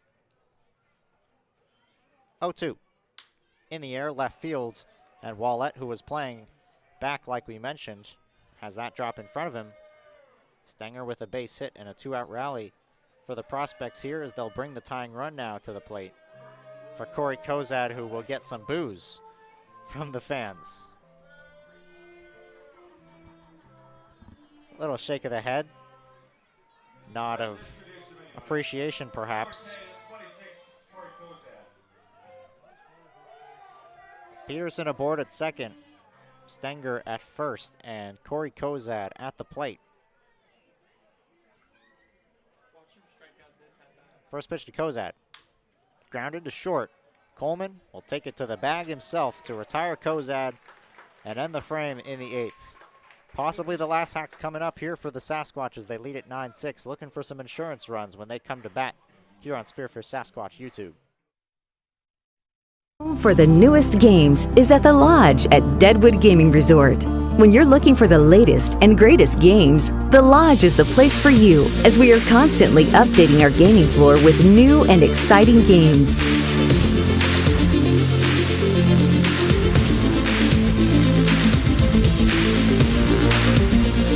There's always something fresh and fun at the Lodge at Deadwood Gaming Resort, your home for the newest games. Spot-on teamwork saves me so much time, I haven't spent a single minute in my back office this week. Teamwork simplifies employee communications, scheduling, tip-outs, and payroll. It even syncs with my POS, so I know my data is accurate. All right, tips are out. In fact, teamwork has saved me so much time, I was able to take today off to film this. Cut! Now remember, you really hate that back office.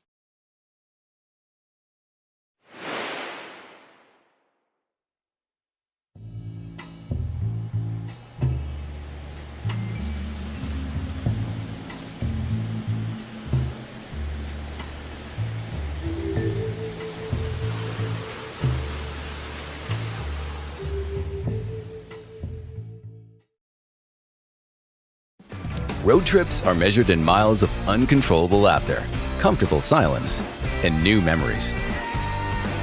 And for 50 years, Super 8 has been there for wherever your journey takes you. So when the open road calls for a good night's rest, you can depend on Super 8's modern rooms at over 2,000 locations. Plus, earn Wyndham Rewards points for every stay. Super 8, one of 24 trusted brands by Wyndham. See you on the road.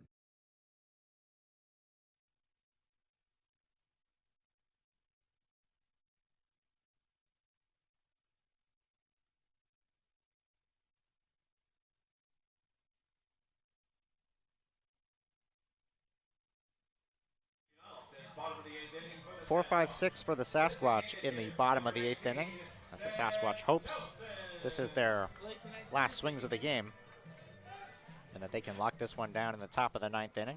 It's Nelson, Javier Marcial, and Micah Wallette in the 8th. This first pitch misses to Nelson, ball 1.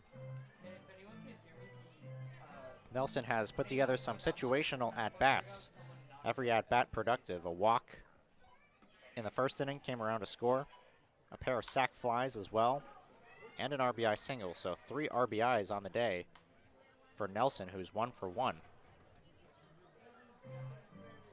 With his only official at-bat being the single back in the 5th.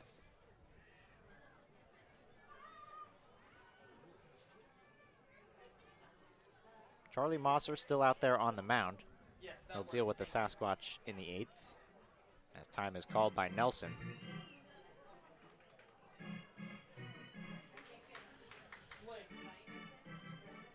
Six runs on 10 hits, 1 error for the Prospects. 9 runs on 11 hits, no errors for the Sasquatch, as a pitch clips the top part of the zone. 1 ball, 2 strikes.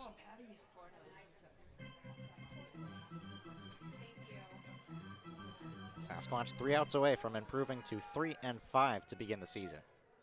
Nelson out in front of it, goes down swinging. And 2 batters faced and 2 strikeouts out of the bullpen for Charlie Mosser, dating back to his strikeout of Kyle Finn to end the bottom of the 7th inning. He's been impressive so far here tonight. Brings up Javier Marcial, last hope for him to try to break that hitless streak to begin the season. Pair of flyouts, a ground out, and an RBI walk for Marcial. He just needs to see the ball hit the grass somewhere in the outfield, or the infield for that matter. He'll take it either way, he can get it. Looking for that first base knock. 0-1. Popped up, foul. Behind here, 0-2. Remember to take your foul ball to the concession stand and get a Squatch Box. Brought to you by State Farm agent Jody Garcia. No action in the Sasquatch bullpen, so it does seem like it'll be Elijah Bobo. We'll try to finish off the final 3. Outside, a ball and 2 strikes.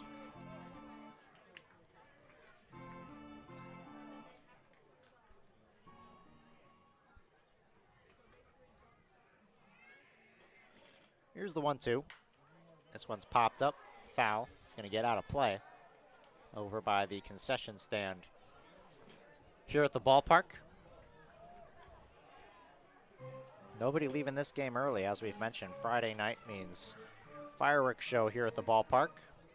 A lot of these fans staying here to witness the show. We won't have it for you here on YouTube, but the fans here at the ballpark will be able to see it. 1-2 in the dirt, 2-2.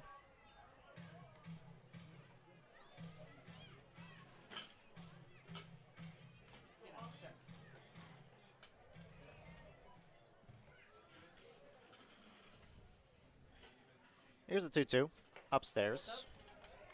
Full count now here on Marcial. Michael Wallett stands on deck.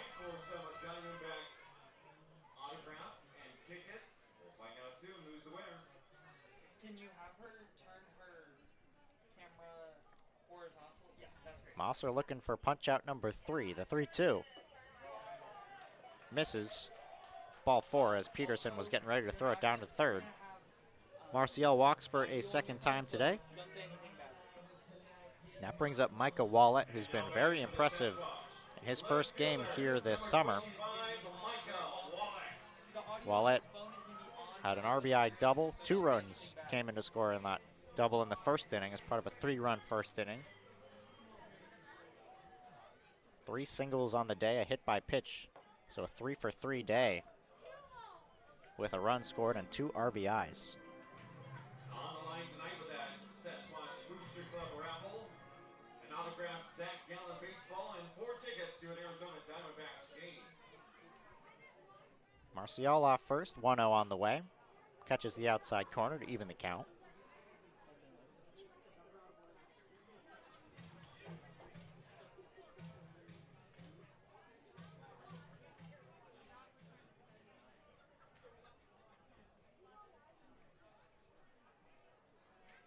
Infield, outfield, straight up on Wallett, who takes strike 2. And the winner is Jane Breneisen of Spearfish. Come on up to the press box. Both these first 2 games of the series have been close. The Sasquatch won game 1 in 7 innings after it was called due to rain. Last night the Prospects won by 1, and today it's been a close game ever since the top of the 6th inning. The Sasquatch led early, 5-0 lead thanks to the work of starting pitcher Russell Peterson. Delivered a dominant outing, striking out 8, giving up no runs through 5. He's still in line for the win. Broken bat popped up to second, as Coleman will have to say goodbye to a bat that served him well today. Borner will make the catch and retire Coleman for out number 2. So Dylan Darnell will come to the plate. 7th hitter in the order. Singled his last time up and came around to score as part of a 2-run 7th inning. Sasquatch could have easily let the Prospects come back in this game and take the lead, but they were able to answer back each of the last 2 times. As mentioned, it was 5-0. The Prospects put up 4 runs in the top of the 6th. And the Sasquatch, who then led by just 1, were able to tack on 2 more. Little extra insurance. The Prospects answered back with another 2-run inning in the top of the 7th inning. Again, making it a 1-run game. But again, Nebraska couldn't hold the Sasquatch offense down as the Prospects gave up 2 more runs in that 7th inning. And the Sasquatch have led 9-6 ever since. Upstairs, count even now, 1 ball, 1 strike on Darnell.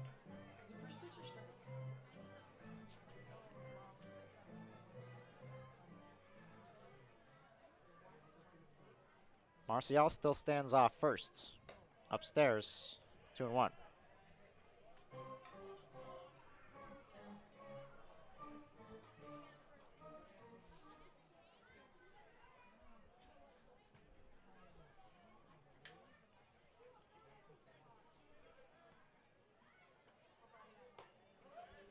One again misses upstairs, so the count goes to 3-1. Chance Green, the catcher, stands on deck.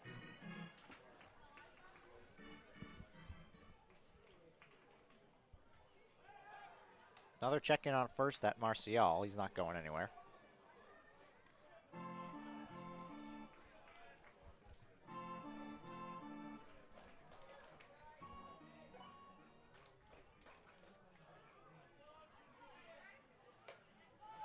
3-1 misses up and away once again, so another walk issued here by Mossert in this 8th inning. The Sasquatch will put 2 runners on with 2 outs.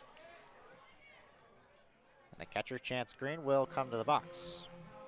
Now batting for the Sasquatch, catcher number 4, Chance Green. So Green looking to extend the offensive showing here for the Sasquatch, push them into double figures with a base hit perhaps. And he lines one off of Mosser. It takes a fortunate bounce for the prospects and goes right to the second baseman, Borner, who steps on the bag. 1-4 to retire Chance Green and end the inning. So Sasquatch 3 outs away from closing this one down. When we come back, the 9th inning, see if Sasquatch can get the job done and come away with the win.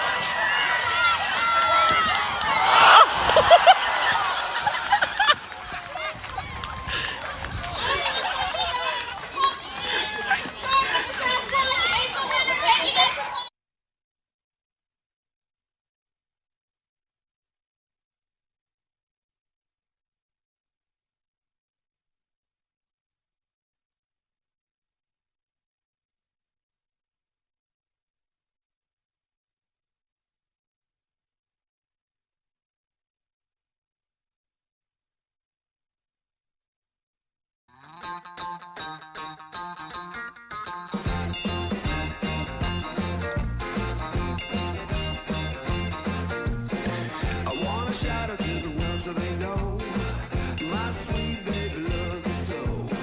She got me going, yeah, she turns me on. And she loves me, yeah, she loves me, and it blows my mind. Hey, nice play. Yeah, it blows my mind. She's my lover.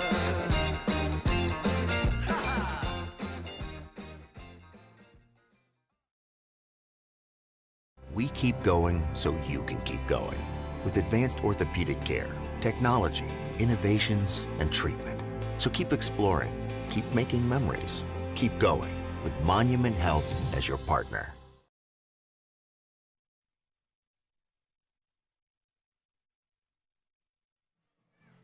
Three outs away from win number 3 on the season for the Sasquatch as they hope to improve to 3-5 and take the series finale and the series win over the Prospects here on this Friday evening.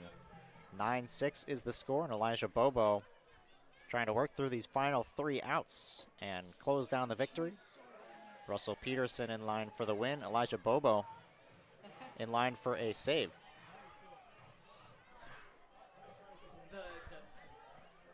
So 1 ball, no strikes to count as a pitch is popped away foul. Luke Buys, who pinch hit earlier, leads off this inning. In fact, all 3 scheduled batters were once pinch hitters. It's Buys, Perrin, and Lucas. 6, 7, 8 in the order. Prospects need 3 runs here in the 9th as Bobo bounces one in the dirt to make it a 2-1 count. You saw in the half inning before this, the every game tradition of the Sasquatch 400 here at the ballpark. Always a fun thing at the stadium. Always hoping nobody gets hurt, although we seemed like we got close to one there in only game 3 of the season. 3-1, the count here on Buys. Pitch is fouled away, 3-2.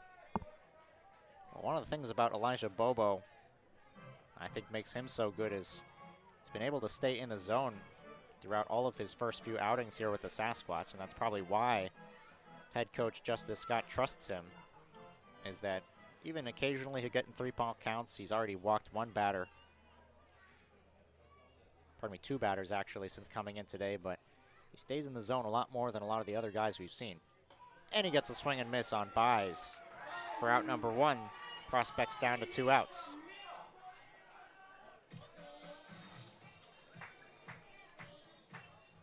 That'll bring up Jacob Perrin.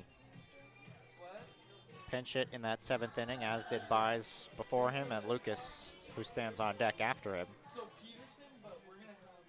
Reached on a fielder's choice in that at bat in the 7th. He takes upstairs, ball 1.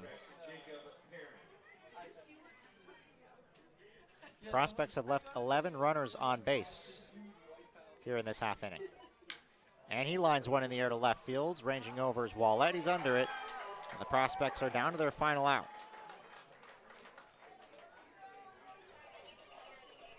It'll be A.J. Lucas, the last hope for the Prospects against Elijah Bobo, as the Sasquatch will look to close this one out. Stick around after this game's over for the GP Local postgame show, as I wrap this one up, and I'll hopefully be joined by a player from today's game, whether it'll be Russell Peterson or Ben Green, both players deserving of today's player of the game. Stick around to see who it is for an on-field interview, and as I wrap this one up here from the press box.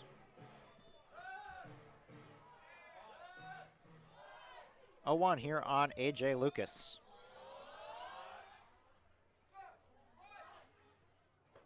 That pitch goes up and in. Lucas ducks out of the way.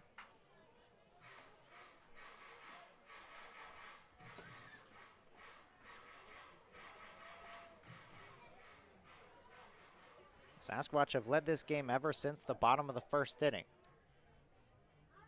Trying to close this one out as Lucas swings and misses, and they're 1 strike away from doing so.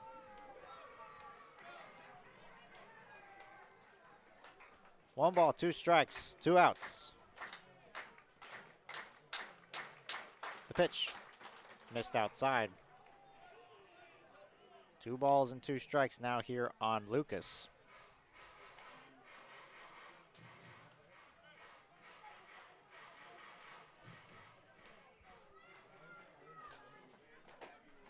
Crowd trying to cheer on the Sasquatch to close this one down.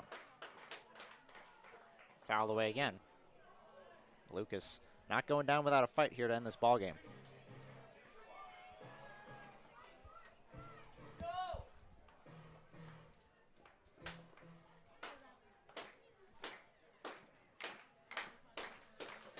Here's the 2-2.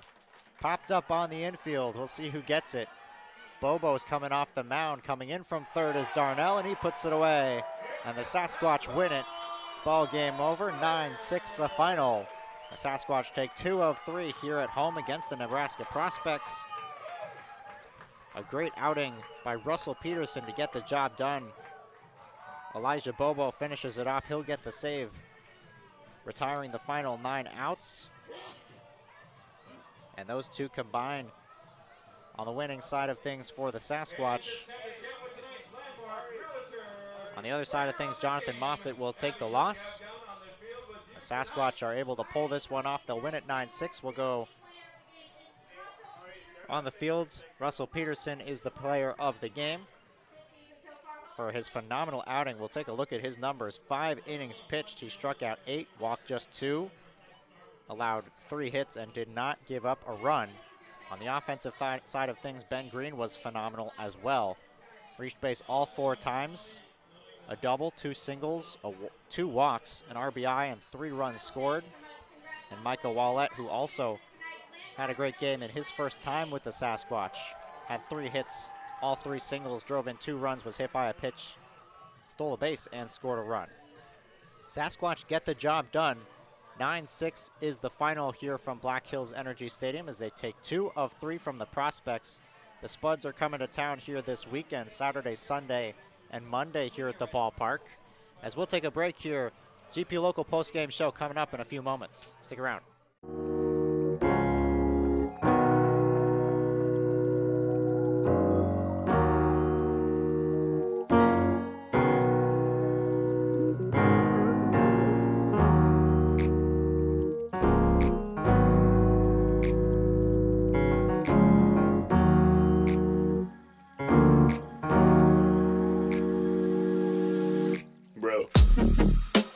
Be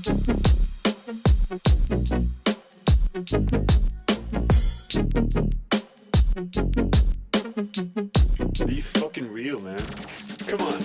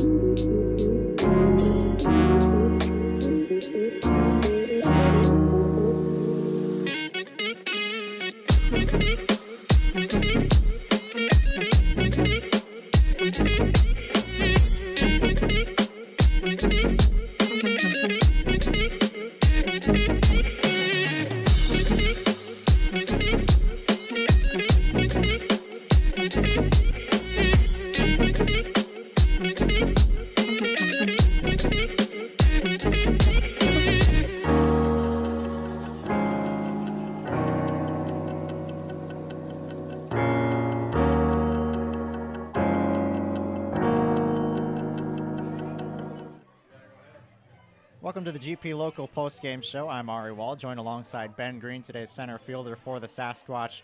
Ben, you guys got the win 9-6, and for you as an individual, 3-for-3 day at the plate. How were you so successful at the plate? Honestly, I was just trusting my swing. I wasn't thinking at the plate. That's when I do the best. Just having fun, honestly. Being out here with all these fans is so fun. It's when I do my best, I'm having fun.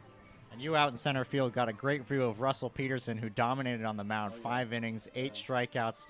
He's got a great fastball, great curveball. How did it look from you out in center field? Oh, it looks amazing out there. It looks like he's moving fast. The game's going fast. He's throwing a lot of strikes. I love that.